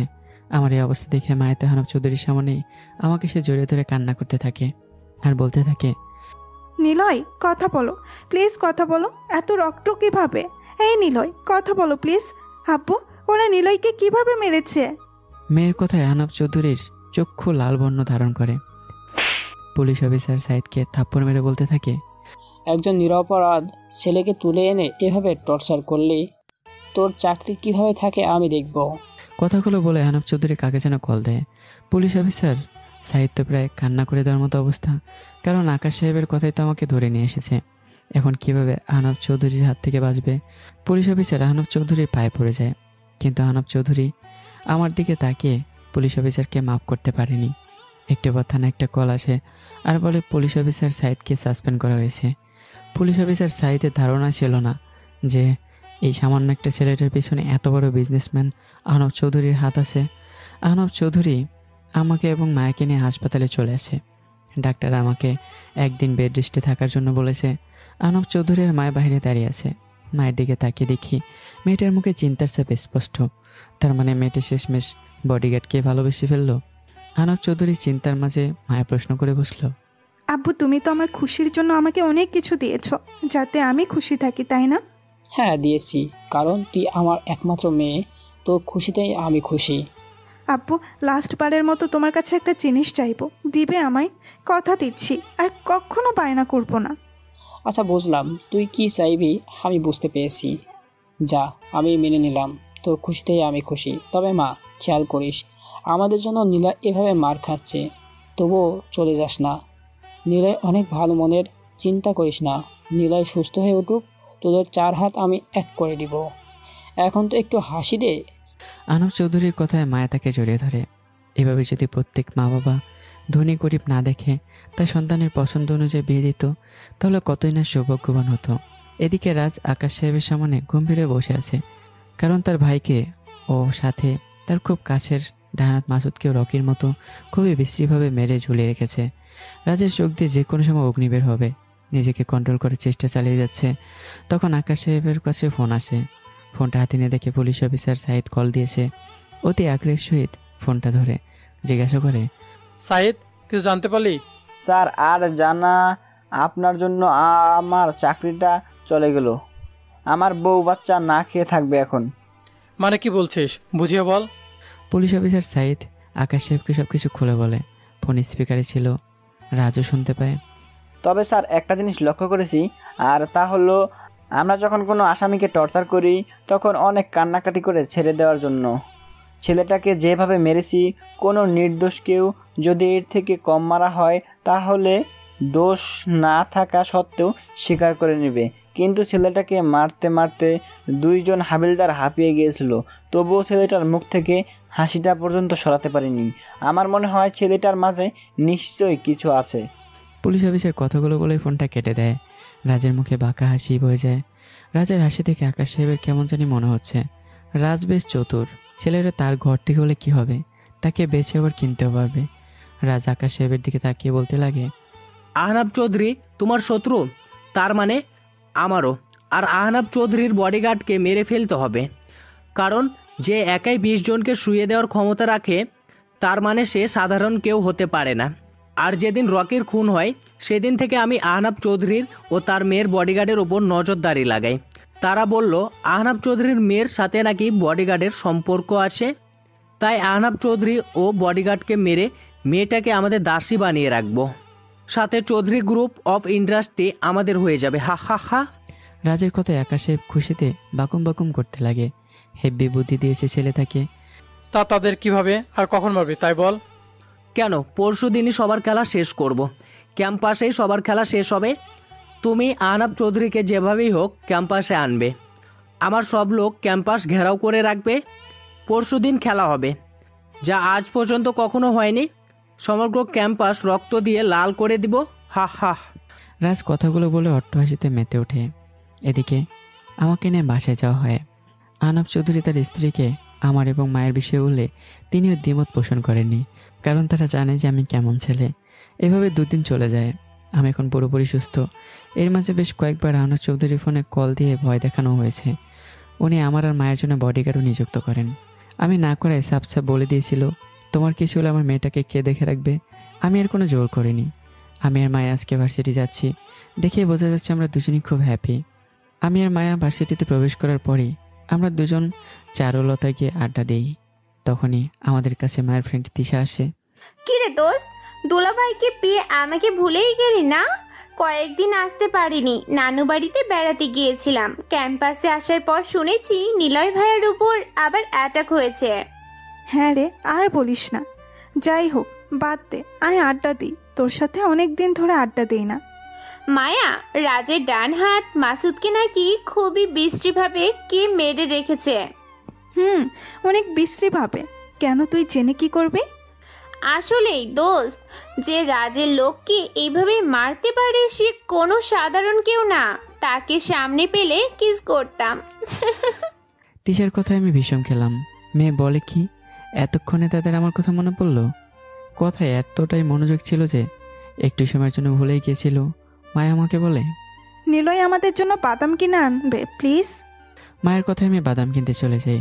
বেশ সময় চলে যায়, আমি এখনো আসি না। মায়া বেশ বিরক্ত হচ্ছে। মনে মনে ভাবে, বাদাম নিয়ে আসলে তোর খবর আছে। একটু পরে ক্যাম্পাসের স্টুডেন্টরা দৌড়ে মাঠের দিকে যেতে থাকে। তখন মায়া আর তিশা একজনকে জিজ্ঞাসা করে, আর বলিয়েন না, ক্যাম্পাসে মাফিয়া রাজ এসেছে আর একটা ছেলেকে খুব মারতেছে, সেখানেই যাচ্ছি। ছেলেটা কথাগুলো বলে মাঠের দিকে চলে যায়। মায়ের তিশা দৌড়ে মাঠের দিকে যায়, কারণ আমি এখনো আসিনি। তারা গিয়ে দেখে প্রায় 20টার মতো গাড়ি ক্যাম্পাসের মাঠটা ঘিরে রেখেছে। সবগুলো গাড়িতে মাফিয়া রাজের পোলাপান। মাঠের মাঝে একটা গাড়ির উপর পায়ের উপর পা তুলে আপন মনে সিগারেট টেনে যাচ্ছে মাফিয়া রাজ। তার পাশে মায়ের রাখা বডিগার্ডগুলো পড়ে আছে। মাঠের মাঝে একদল পোলাপান গোল হয়ে একজন ছেলেকে মারতেছে। খেয়াল করে তাকিয়ে মায়ের আত্মা শুকিয়ে যায়, কারণ আমার বডিটাই মাটিতে পড়ে আছে। সবগুলো ছেলের হাতে হকি স্টিক। মায়ের নিলয় বলে চিল্লে ওঠে। তখনই পাশ থেকে রাজ মায়াকে দেখে বাঁকা এসে বলে, মাফিয়ার মনে প্রথম দেখায় আগুন লাগিয়ে দিয়েছ। সব কয়টাকে শেষ করে তোমাকে আপন করে নিব। হা হা। রাজ কথাগুলো বলে অট্টহাসিতে নেতে পড়ে। এদিকে আকাশ সাহেব আনোস চৌধুরীকে ফোন দিয়ে বলে, কিরে আহনাব, কেমন আছিস? আমাকে জেলে পাঠিয়ে ব্যবসা তো ভালোই করেছিস, তা যে কারণে তোকে কল দেওয়া। মেয়ে আর বডিগার্ডকে তো ভালোই সাই দিলি, তা আজকে তাদেরকে বাঁচাবে কে? কুত্তার বাচ্চা, ওদের কিছু হলে তোকে ছাড় দিব না। তুই ওদের কিছু করিস না। করবো না। যদি এমনটা চাস তাহলে ভার্সিটিতে চলে আয়, বাকি কথা নয় এখানে বসে হবে। আনাব চৌধুরী অফিস থেকে তাড়াহুড়ো করে বের হয়ে যায়, সাথে কিছু বডিগার্ডকে নিয়ে নেয়। ক্যাম্পাসে গিয়ে দেখে আকাশ সাহেব আর তার ছেলে রাজ বসে আছে। বিপরীত পাশে তাকে দেখে মায়া মাটিতে লুটিয়ে পড়ে কান্না করছে। পাশে আমার রক্তাক্ত বডিটা পড়ে আছে। আহনাব চৌধুরী দৌড়ে মেয়ের কাছে ছুটে যায়। মায়া আহনাব চৌধুরীকে দেখে দৌড়ে ওনাকে জড়িয়ে ধরে বলতে থাকে, আব্বু আমার নিলয় করে মেরে ফেলেছে। আব্বু, নিলয় কথা বলতেছে না। আব্বু, আমিও মরে যাব, নিলয়কে এনে দাও। কথাগুলো বলে মায়া কান্নায় ভেঙে পড়ে। তখনই আকাশ সাহেব তাদের কাছে এসে বলে, আহনাব, তো যাবতীয় সম্পত্তি আমার ছেলে রাজের নামে লিখে দে, না হলে তোকে আর তোর মেয়েকে এখানে মেরে ফেলবো। তুই চিন্তাও করবি না। তোদের কাউকে কিচ্ছু দেব না, কি করতে পারবি কর। এই গার্ডরা এদিকে আসো। আহনাব চৌধুরী বডিগার্ডদের ডাকার সাথে সাথে কয়েকটা গুলির শব্দ হয়। তাকে দেখে বডিগার্ডদের নিথর দেহটা মাটিতে পড়ে আছে। আহনাব চৌধুরী ভয় পেয়ে যায়। ভয়ে মেয়েকে জড়িয়ে ধরে শক্ত করে। দেখ আহনাব, তুই যে আমার কথা না মানিস তাহলে তোদের অবস্থা এই তোদের গাধের মতোই হবে। এই শহরে এখনো কেউ জন্মায়নি, আমার ছেলে রাজের মুখোমুখি হবে। রাজের নামে পুরো শহর থরথর করে কাঁপে। তাই আইন কানুনের ভয় দেখাস না, সাইন করে দে। আহনাব চৌধুরী বুঝতে পারে তাদের কথা মানা ছাড়া কোনো উপায় নেই। আহনাব চৌধুরী সাইন করার জন্য কলমটা হাতে নিতেই ক্যাম্পাসের ভেতর প্রায় 30টার মতো গাড়ি এসে ক্যাম্পাসের মাঠে এসে থামে। সবগুলো থেকে অনেক পুলিশ অফিসার, আর্মি অফিসার বের হয়ে পুলিশ আর্মিদের দেখে রাজ আর আকাশে কিছুটা আটকে ওঠে। তবে তারা সবাই খেয়াল করলো সামনের গাড়ি থেকে এখনো কেউ বের হয়নি। একজন এসে সামনের গাড়িটার দরজা খুলে দিতেই স্বয়ং দেশের মন্ত্রী সেই গাড়ি থেকে বের হয়। মন্ত্রীকে গাড়ি থেকে বেরোতে দেখেই আকাশ সাহেব আর রাজের গলা যেন শুকিয়ে যায়। আকাশ সাহেবের মাথায় একটা প্রশ্ন, মন্ত্রী সাহেব এখানে কিভাবে? নাকি আহনাব মন্ত্রী সাহেবকে বলেছে? মন্ত্রী মাহবুব সাহেব পুলিশ আর আর্মিদের দাঁড়াতে বলেন। আকাশ আর রাজের সামনে গিয়ে দাঁড়ায়। এতক্ষণ আহনাব সাহেবও বিস্ময় দৃষ্টিতে তাকিয়েছিল। আকাশ সাহেব বলে, স্যার আপনি এখানে? আমাকে বললে আমি আপনার কাছে চলে যেতাম। হয়েছে, আর বলতে হবে না। আপনারা দুজন কি করেছেন যাচ্ছেন জানেন? আচ্ছা, আপনাদের দুজনকে একটা গল্প শোনাই। মানুষেরা শিকার করতে জঙ্গলে যায়, আর তারা একটা হলেও শিকার করে ধরে আনে। আচ্ছা বলেন তো, জঙ্গলে যে শিকার যায় তার প্রতি প্রাণের ভয় নেই, কারণ জঙ্গলে তো বিশাল জানোয়ার নির্ক্রুর ভাগ থাকে। তাহলে শিকারী কেন একা শিকার করতে যায় বলতে পারেন? মাহবুব সাহেবের কথায় সবাই চুপ। উনি তো ঠিকই বলেছেন, জঙ্গলে অনেক রকম পশু থাকে, তাহলে কিভাবে শিকারী ভয় না পেয়ে শিকার করে নিয়ে আসে? কিছুক্ষণ পর মাহবুব সাহেব নিজেই বলে ওঠে, তামান্না আপনার পারবেন না?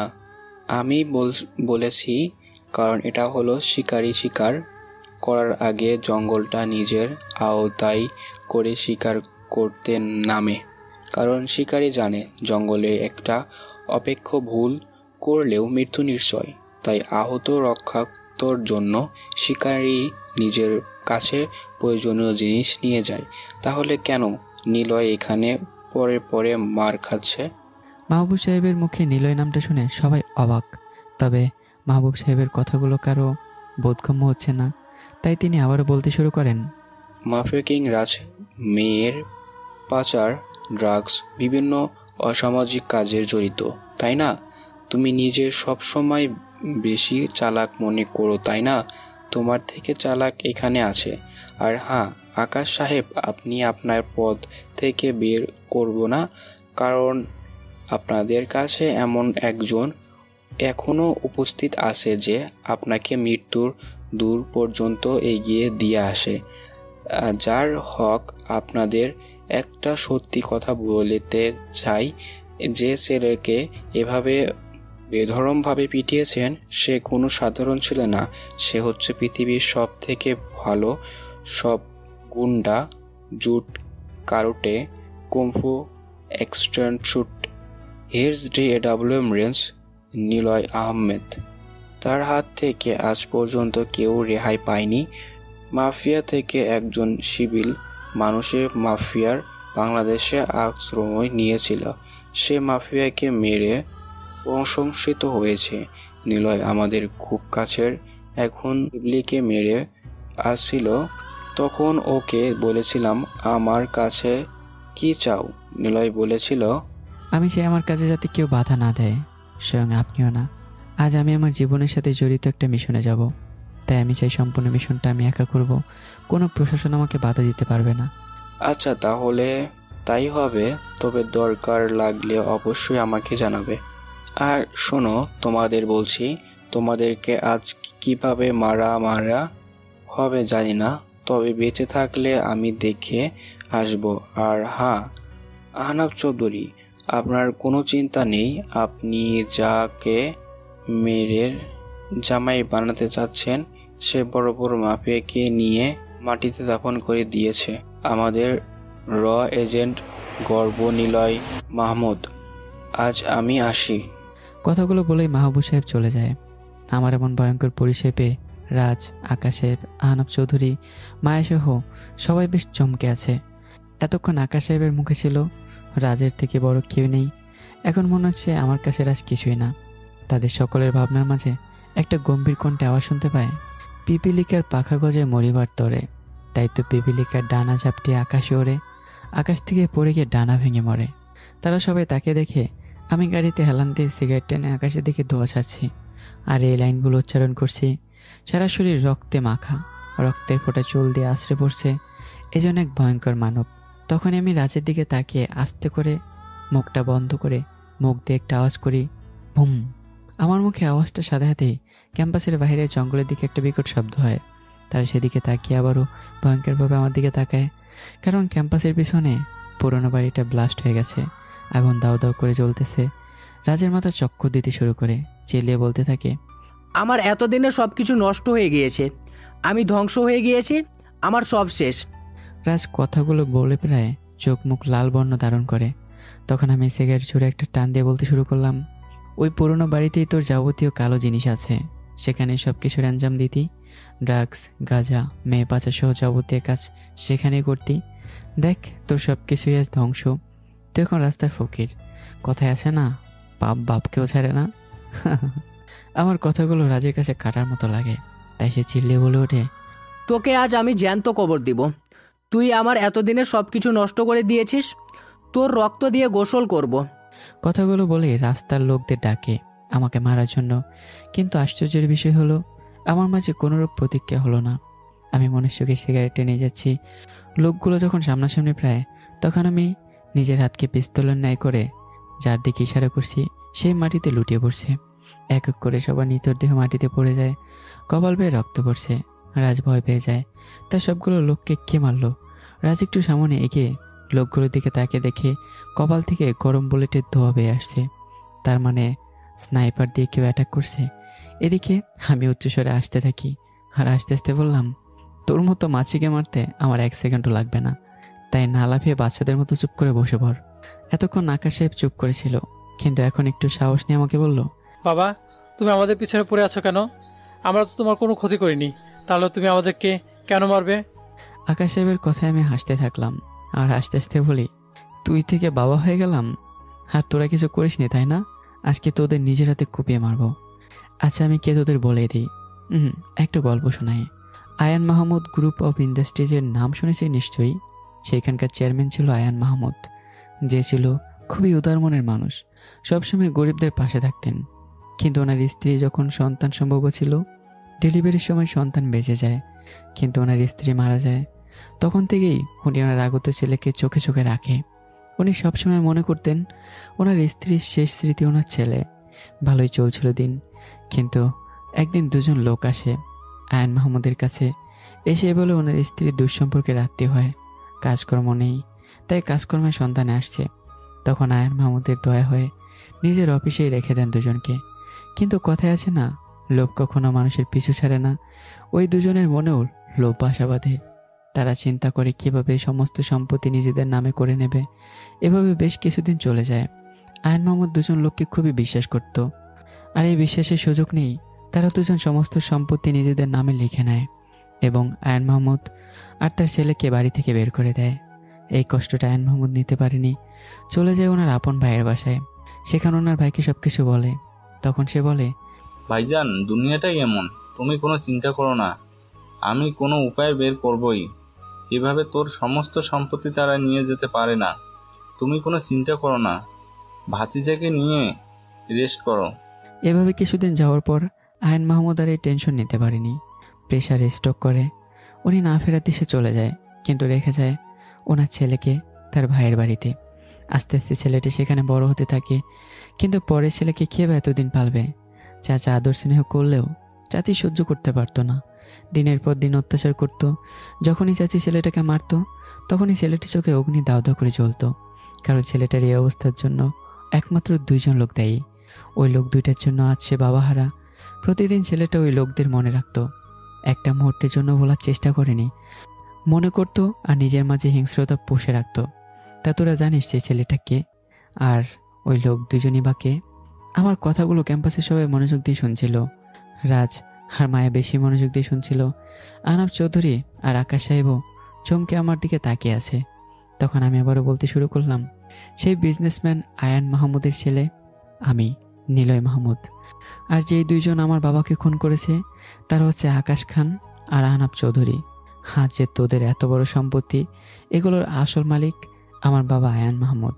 আজ যে তোদের এত এত সম্পত্তি, এগুলোর আসল মালিক আমার বাবা আয়ান মাহমুদ। তোদের জন্যই আজ আমার বাবাকে হারিয়েছি। আর হ্যাঁ রাজ, তুই নিজেকে সব থেকে বড় মাফিয়া বলে দাবি করছিস তাই না? কিন্তু তোর উপরে একজন মাফিয়া আছে। আচ্ছা, তুই কি মাফিয়া কিং ডেভিলের নাম শুনেছিস? হ্যাঁ, মাফিয়াদের মাঝে একজন বড় মাফিয়া হলো মাফিয়া ডেভিল। সে সব খারাপ কাজের সাথে জড়িত। আমরা যারা খারাপ কাজ করি তাকে পার্সেন্ট দিয়ে করি। আচ্ছা, তুই কি জানিস সে মাফিয়া কে? হয়তো জানিস না, তাহলে শোন। এই যে আহনাব চৌধুরীকে দেখতে পারছিস, সেই হলো মাফিয়া কিং ডেভিল। আমার কথায় সবাই চমকে আহনাব চৌধুরীর দিকে তাকায়। সে মাথাটা নিচু করে আছে। এতক্ষণে মায়া তার আব্বুর দিকে তাকায়। আমি আবারও বলতে শুরু করলাম, রহস্য এমন একটা জিনিস যা প্রত্যেক মানুষের কাছে থাকে। সবাই রহস্যময়ভাবে চলতে ভালোবাসে, কিন্তু আমি নিলয়ে সমস্ত রহস্যকে খুলে ফেলতে ভালোবাসি। মানুষের জীবন কতই না রহস্য নিয়ে ঘেরা। আজ আমি সমস্ত রহস্যকে ভেঙে দিয়ে সত্যকে তুলে ধরব। সবাই আজ দেখবে আর চমকে উঠবে। হয়তো সামনে যাওয়া হবে, তার জন্য অনেকের সম্পর্কের মাঝে আঘাত আনা হবে। তবে তাই হোক, আজ নিলয় বলবে, সব কিছুর অবসান ঘটাবে। আমি পকেট থেকে সিগারেট বের করে আগুন ধরাই। তখন আহনাব চৌধুরী বলে, তুই কীভাবে জানতে পারলি? আমার বিষয়ে শুধু একজন জানে, সে হলো আহনাব চৌধুরী। আজ আমি বলবো আর আপনারা শুনবেন। আচ্ছা রাজ, তোকে একটা প্রশ্ন করি, খেয়াল করে শোন। তোকে কোনোদিন কি আকাশে বাসায় থাকতে দিয়েছে? না, আমি হোস্টেলে থেকেছি, বাসায় যাইনি কখনো। যখন দরকার হয়েছে তখন আব্বু এসে দেখা করে গিয়েছে। রাজ, তোকে যদি আমি বলি আকাশ সাহেব তোর আব্বুই না, তাহলে কি বিশ্বাস করবি? আচ্ছা তুই বল, তোকে সবসময় খারাপ কাজের মধ্যে ডুবে রেখেছে, সবসময় প্রয়োজনে রেখেছে, আর রকিকে সবসময় নিজের পাশে রেখেছে, সব আবদার পূরণ করেছে, আর তোর কোনো আবদার পূরণ করেনি। রকিকে বানিয়েছে চোখের মণি, আর তোকে বানিয়েছে টাকার খনি। তোর আব্বু আম্মুকে আকাশ সাহেব নিজের হাতে খুন করেছে। বিশ্বাস না হলে প্রমাণ দেই। রামু কাকা, এদিকে আসেন তো। আমার কথা একজন মুরব্বী লোক ভিড় থেকে বেরিয়ে আসে। লোকটা এসে রাজকে জড়িয়ে ধরে কান্না করে দেয়। রাজের সব কিছু মাথার উপর দিয়ে যাচ্ছে। তখন লোকটা বলতে শুরু করে, বাবা, আমি তোমাদের বাড়ির ড্রাইভার ছিলাম। তোমার বাবার নাম কি রহমান শিকদার?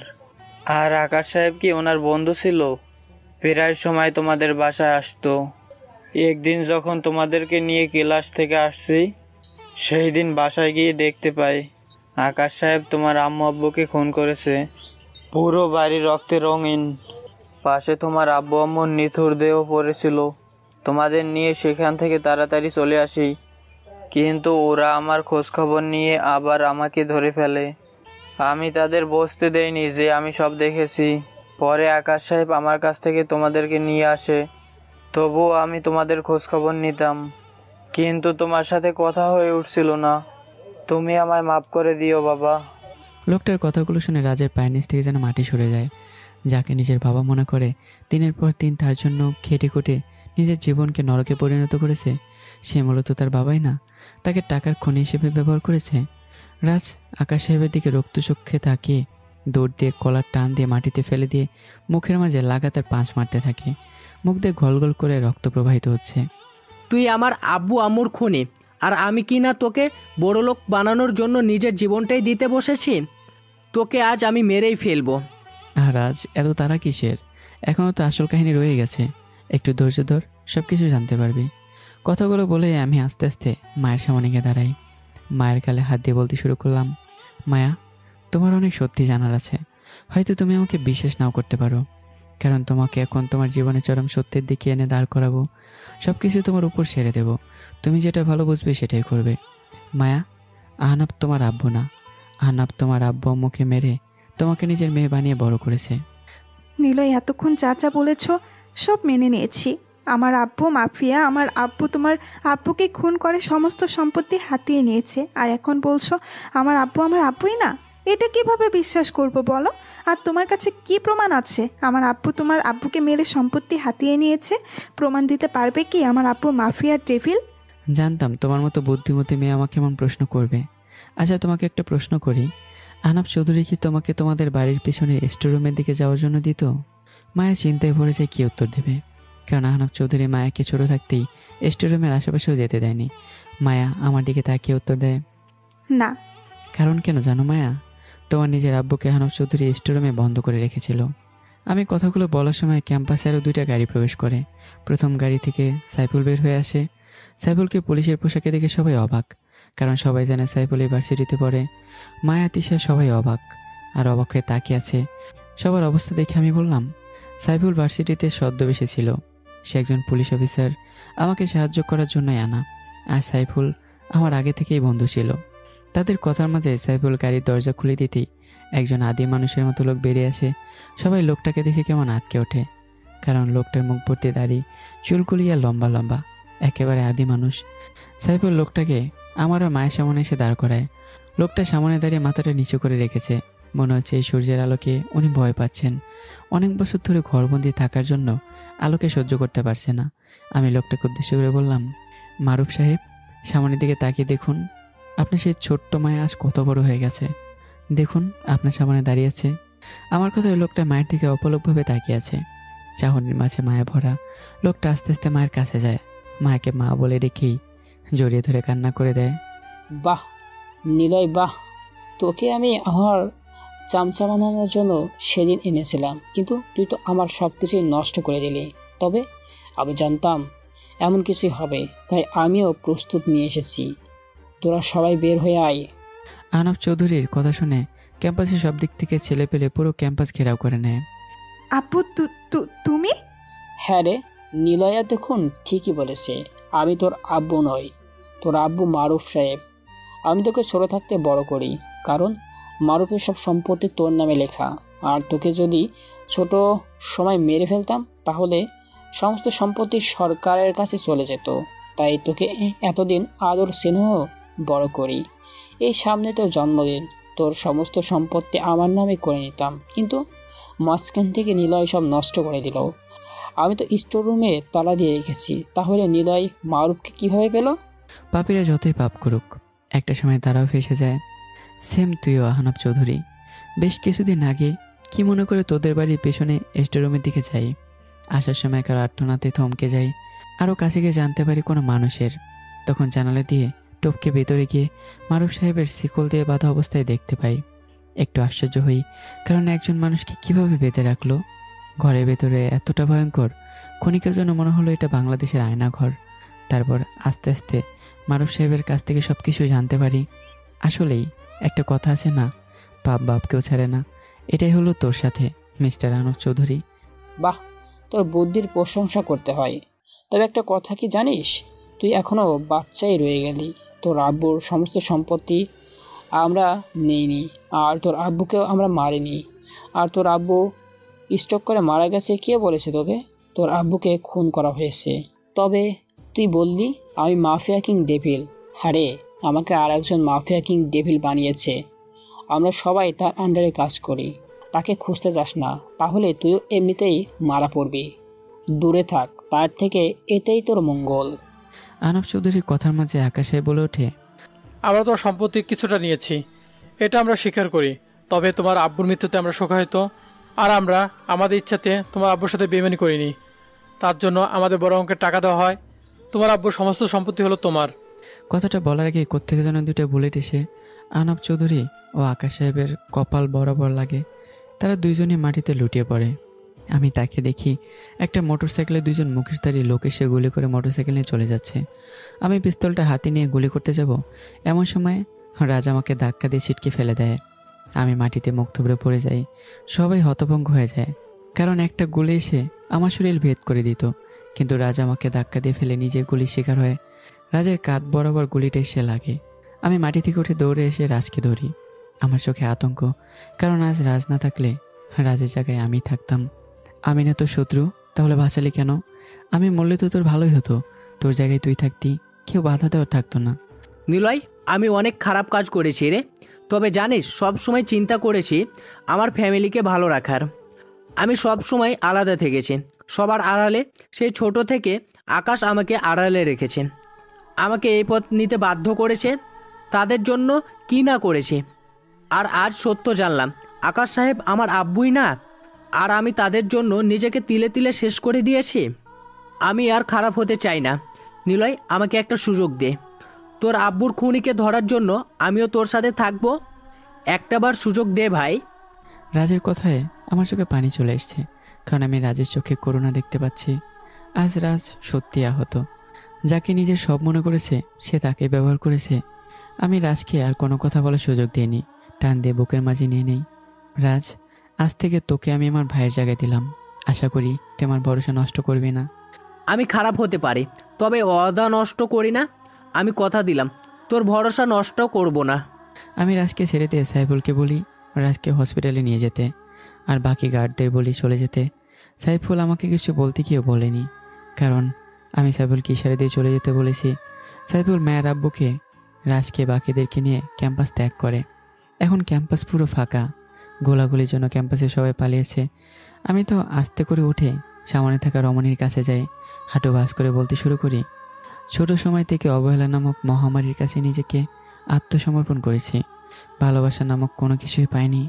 মায়া জানো, আমি ভালোবাসার কাঙ্গাল। আমার একটু ভালোবাসা দরকার। ছোট সময় আম্মুকে পাইনি। জানো মায়া, আব্বু আমাকে অনেক আদর স্নেহ করতো, চোখের সামনে থেকে কখনো আড়াল করেনি। সে আব্বুকে ওরা মেরে ফেললো। মায়া, আমি কিচ্ছু করতে পারিনি। তখন থেকে ভালোবাসা নামক মায়াটাকে বড্ড মিস করতে শুরু করি। চাচির কাছে গিয়েছিলাম মায়ের ভালোবাসার দাবি নিয়ে, কিন্তু চাচি আমাকে অনাথ অলক্ষে বলে দূর দূর করে তাড়িয়ে দিত। মায়া, আমি না ভালোবাসার কাঙ্গাল। আমাকে কি একটু ভালোবাসা দেবে? কথা দিচ্ছি, আজন্মকাল তোমাকে ভালোবেসে পার করে দেব। সেই ট্রেনে দেখে তোমার জন্য আমার মনের মাঝে এক অদ্ভুত অনুভূতি জন্ম নেয়। তার নাম হয়তো আমি নিজেও দিতে পারবো না। তবে মায়া, আমি তোমাকে অনেক ভালোবাসি। হবে কি আমার ভালোবাসার সঙ্গিনী? মায়ের চোখে পানি, আমার দিকে অশ্রুসিক্ত নয়নে তাকিয়ে আছে, কারণ আমি তাকে যে এত ভালোবাসবো তা মায়ের অজানা। আসলে ভালোবাসা এমন একটা জিনিস যা হুট করে মানুষের মনে এসে নাড়া দেয়। মানুষ খুবই অদ্ভুত প্রাণী, যাকে সবসময় ঘৃণা করে হুট করে তাকে ভালোবাসতে শুরু করে।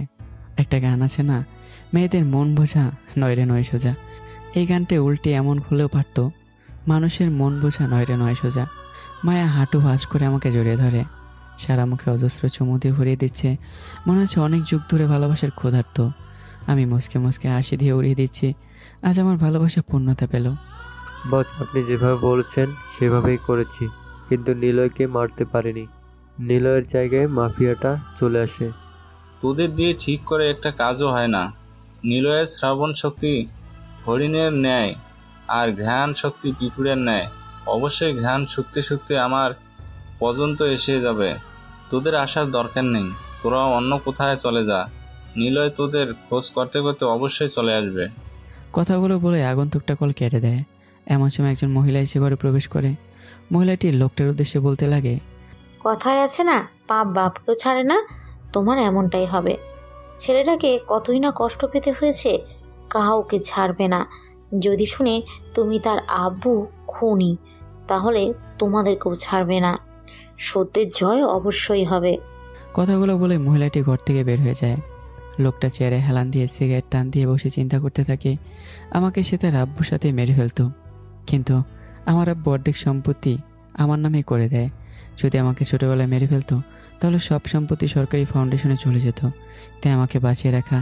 কিন্তু সে জানতো না যে আমি সবার আড়ালেই র এজেন্সিতে চলে যাব।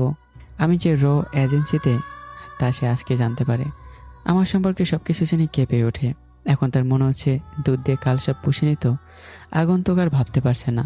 ফোনটা নিয়ে একজনকে কল দেয়। এদিকে সাইফুল রাজকে হাসপাতালে নিয়ে গুলি বের করায়। কিছু গার্ডদের দিয়ে মারুফ সাহেবকে সেলুনে পাঠিয়ে চুল দাড়ি কাটিয়ে আনে। আমি আর মায়া হাসপাতালে এসে পৌঁছাই। রাজ এখন সুস্থ, বাড়ি নিয়ে যেতে পারবো। আমি চিন্তা করি সবাইকে নিয়ে আকরাম চৌধুরী যেখানে থাকতো সেখানে নিয়ে যাব। সবাইকে নিয়ে আমি বাড়ির উদ্দেশ্যে রওনা দিই। বাড়িতে প্রবেশ করতেই আকরাম চৌধুরীর স্ত্রী এসে মাকে জোরে ধরে কান্না করে দেয়। কান্না করতে করতে বলে, মায়া, তোকে কিছু সত্যি কথা বলা দরকার। আমি তোর আসলে আম্মু বা আকরাম তোর আব্বু নয়। আকরাম তোর আব্বু আম্মুকে মেরে ফেলেছে। আমি তোদের বাড়িতে কাজ করতাম, তোর আব্বু আম্মুকে মেরে তোকে দেখে রাখার জন্য আমাকে রাখে। কথাগুলো বলে কান্না করতে থাকে। তখনই মারুফ সাহেব প্রবেশ করে। ওনাকে দেখে নীলিমা বেগম বেশ অবাক হয়ে যায়। কিছু বলতে যাবে তখনই মারুফ সাহেব বলে, তবে আর কিছু বলতে হবে না, আমাদের সবার জন্য খাবার রেডি করো। রহিমা আর নীলিমা বেগম দুজনে রান্না করতে চলে যায়। সবাইকে রুম দেখিয়ে আমিও নিজের রুমে গিয়ে গম্ভীর চিন্তায় মগ্ন। কি আমার আব্বুকে মারতে পারে? তখনই আমার মনে পড়ে যায় আমার আব্বু তো আমাকে একটা পেন ড্রাইভ দিয়েছিল। আমি দৌড়ে যাই আমার ব্যাগের কাছে, কারণ আব্বুর শেষ স্মৃতি নিজের সাথে রেখেছিলাম। আমি ব্যাগের সামনে গিয়ে হাত দিতেই ইঞ্জেকশনের ন্যায় কি যেন একটা পিঠের মধ্যে পুশ করা হয়। আস্তে আস্তে চোখগুলো ঝাপসা হতে শুরু হয়। যখন চোখ খুলি তখন নিজেকে একটা বিশাল মাঠের মধ্যে আবিষ্কার করি। ভালো করে খেয়াল করে দেখি এটা আমাদের ময়মনসিংহের কলেজের মাঠ। তাকে দেখি মায়া, রাজ, মারুফ সাহেব সবাইকে বেঁধে রাখা হয়েছে। আমার মাথাটা ঝিমঝিম করে ওঠে, চোখে ঝাপসা দেখতে পাই, ভালো করে তাকানোর শক্তি পর্যন্ত নেই। তখনই এক বালতি গরম পানি আমার শরীরে ঢেলে দেওয়া হয়। শরীর পুড়ে যাওয়ার উপক্রম। আমি জোরে চিল্লিয়ে উঠি। তখনই একটা কণ্ঠস্বর শুনতে পাই। আস্তে আস্তে মাথাটা উপরে তুলে তাকিয়ে দেখি একজন আগন্তুকের মুখে মাস্ক পরা, মাথায় কালো হুডি, কোট প্যান্ট পরে দাঁড়িয়ে আছে। দেখতে মনে হচ্ছে পাক্কা মাফিয়া। আগন্তুকটা আমার কাছে এসে বলতে শুরু করে, ভাতিজা কেমন আছিস? তোর প্রাণ কই মাসের রে?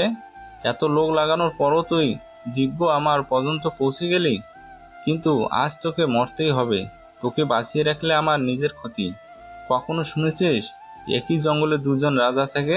শুনিসনি। তাই আমিও চাই তোকে মেরে আমি আমার রাজত্ব চালাবো। লোকটার বয়স শুনে আমার মাথা চক্কর দিয়ে উঠল।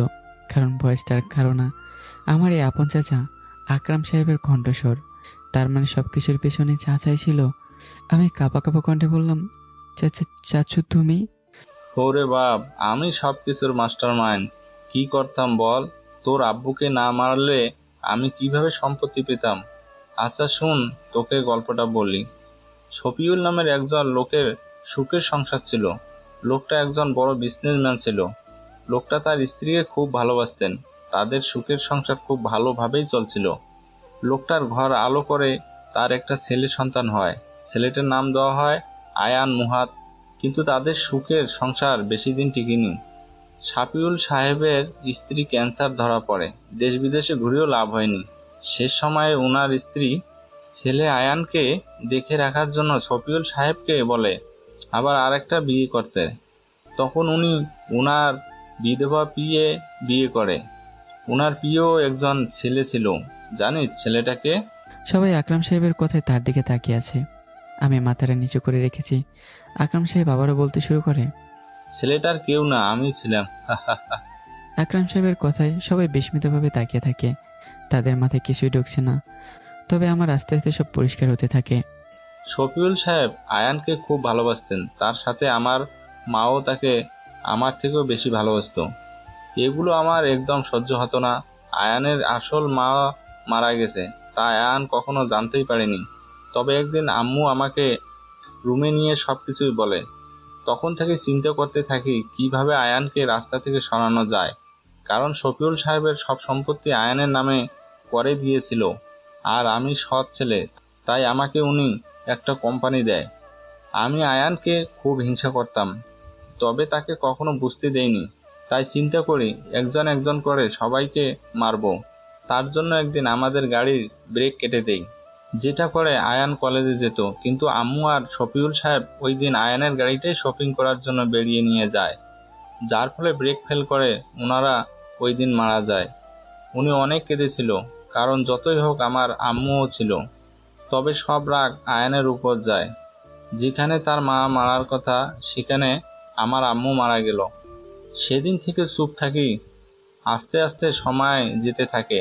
আয়ান বিয়ে করে কলেজের সব থেকে সুন্দরী মেয়ে হারিয়াকে। যাকে আমি পছন্দ করতাম তাকেই আয়ান বিয়ে করে নেয়। সেদিন থেকে চিন্তা করি সব কয়টাকে মেরে আমি সব কিছু রাজা হব। কিছুদিন পর শুনতে পারি হারিয়া গর্ভবতী। ডেলিভারির দিন হাসপাতালে আমি ডাক্তারকে মোটা অঙ্কের টাকা দিয়ে হারিয়াকে মেরে ফেলি। কিন্তু হারিয়ার গর্ভে যে সন্তান জন্ম নিলয়ের, মাঝখানে নিলয় আমার পথের কাঁটা হয়ে দাঁড়ায়। আয়ান নিলয়কে আস্তে আস্তে করে বড় করতে শুরু করে। আহানাব আর আকাশকে আমি ফারিয়ার ভাই বানিয়ে পাঠাই। আয়ানকে ফকির বানিয়ে দেই। আয়ান এসে আমার কাছে আশ্রয় নেয়। তবে আয়ান ছিল খুব চতুর। সে হাল ছাড়েনি, সবকিছুর বিষয়ে খোঁজ নিতে শুরু করে। লাস্ট পর্যায়ে জেনে যায় আমি সবকিছুরই পেছনে। ওই দিন আয়ানকেও মারতে হয়। স্টক বলে চালিয়ে দেই। তবে নিলয়ের নামে কিছু সম্পত্তি লিখে দিয়ে যায়। তার জন্য নিলয়কে আমার কাছে রেখে বড় করতে থাকি। সেখানেও একটু গেম খেলিয়েছি।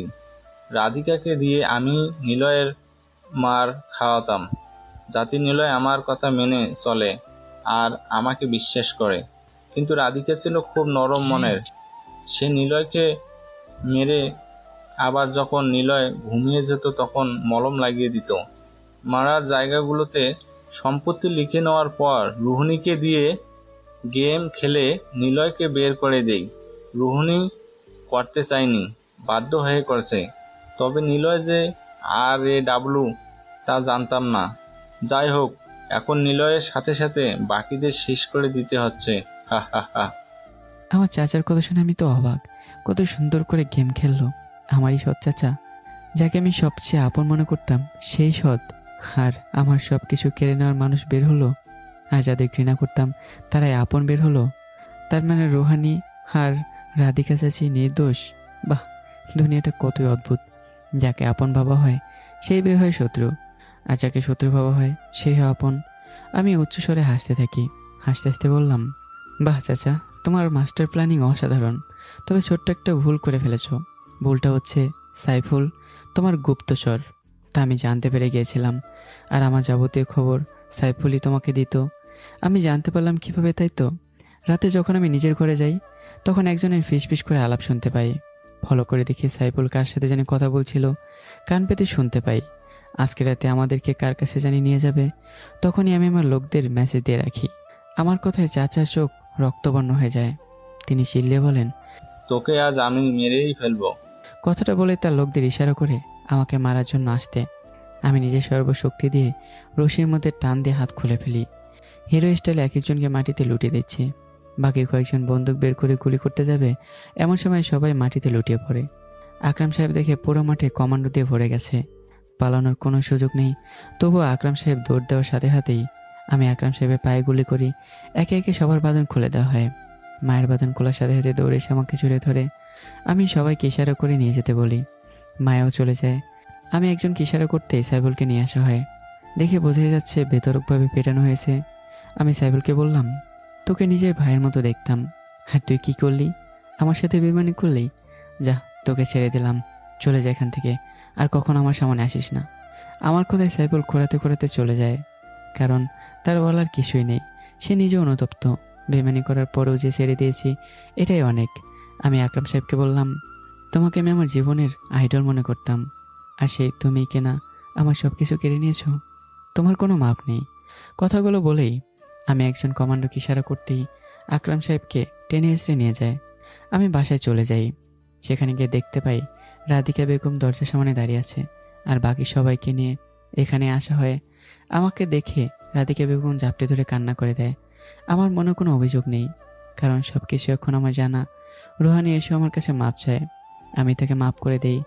সকালে নিউজে দেখানো হয় আকরাম সাহেবকে খুব বাজেভাবে মারা হয়েছে, যেন মৃত ব্যক্তিও তার লাশের পাশে থাকতে ভয় পাবে। আমার আর মায়ের বিয়ের দিনও ঠিক করা হয়।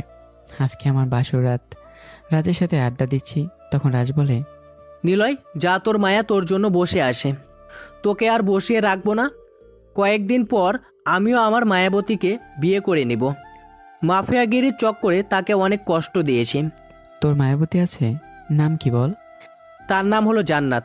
আমি যখন কলেজে পড়তাম তখন থেকেই আমাকে ভালোবাসতো, কিন্তু মাফিয়াগিরির জন্য শত্রু ভরে যাই। বাধ্য হয়ে তাকে লাইফ থেকে সরিয়ে দিই, তবে এখন আপন করে নিব। আচ্ছা, চিন্তা করিস না, আমিও সাথে আছি। আচ্ছা থাক তোরা, আমি যাই। কথাগুলো বলে আমি চলে যাই। ঘরের ভেতর যেতে ভয় করছে, তবুও মনে সাহস নিয়ে আস্তে আস্তে ঘরের ভেতর প্রবেশ করলাম। প্রবেশ করার পরে খাটের দিকে তাকাতেই চোখ ফেরাতে পারি না, কারণ লাল শাড়ি পরে নববধূ বসে আছে। আমি আস্তে আস্তে খাটে বসে যে মাকে টাচ করতে যাব। আমাকে একদম টাচ করবে না। তোমাকে নিয়ে আমার মনের ভিতর অনেক রহস্য বাসা বেঁধেছে। আগে তার সব কটার উত্তর দাও, পরে আমাকে ধরার পারমিশন দিব। আচ্ছা বলো, তোমার মনে কিসের প্রশ্ন?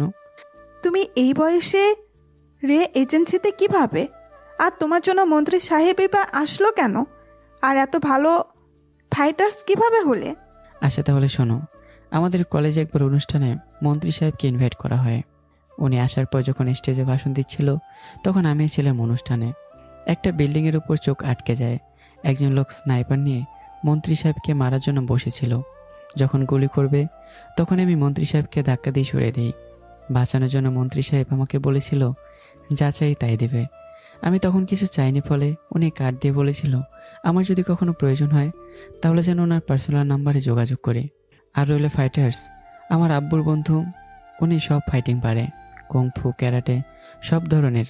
ওনার কাছ থেকে আমি প্রতিদিন রাতে গিয়ে শিখে এসেছি। যেদিন আমাকে বাড়ি থেকে বের করে দেওয়া হয় সেদিন মন্ত্রী সাহেবের কাছে গিয়ে বলেছিলাম আমাকে যেন র এজেন্সিতে দেয়। উনি কোনো প্রশ্ন ছাড়াই বলে দেয় আর কিছু। মায়ের আর কোনো প্রশ্ন থাকে না। পরে আবার বলে, আচ্ছা আমাকে এখন সুন্দর করে প্রপোজ করো, এটাই তোমার কাজ। তুমি থেকে যাওয়ার আর্জি জানালে আমি আঁকড়ে ধরার গল্প বসি। তুমি রেখে দেওয়ার স্বপ্ন বললে আমি মুহূর্ত জমিয়ে মুচকে হাসি। তুমি দূরে যাওয়ার ভয় দেখালে আমি মেঘ করে বৃষ্টি বনি। তুমি হারিয়ে যাওয়ার পথ খুঁজলে আমি তারার মাঝে ঘর কিনি। তুমি অভিযোগের হিসেব কষলে আমি অভিমান বলে কাব্য লিখি। তুমি আক্ষেপ নিয়ে রাস্তা বদলালে আমি ছায়াপথ হয়ে তোমায় দেখি। তুমি তোমার পথে চলতেই পারো, সাথে না হয় আমায় রেখো, আমি আমার মতোই সামলে নেব। তুমি আকাশ ছোঁয়ার স্বপ্ন দেখো, হবে কি তুমি আমার মুখে এমন কবিতা শুনে মায়া আমার বুকে মাথা লোকায়। একরাশ লজ্জায় এসে বাসা বাঁধে। আমি মায়ের মুখটাকে আস্তে আস্তে আমার মুখের কাছে নিয়ে আসি।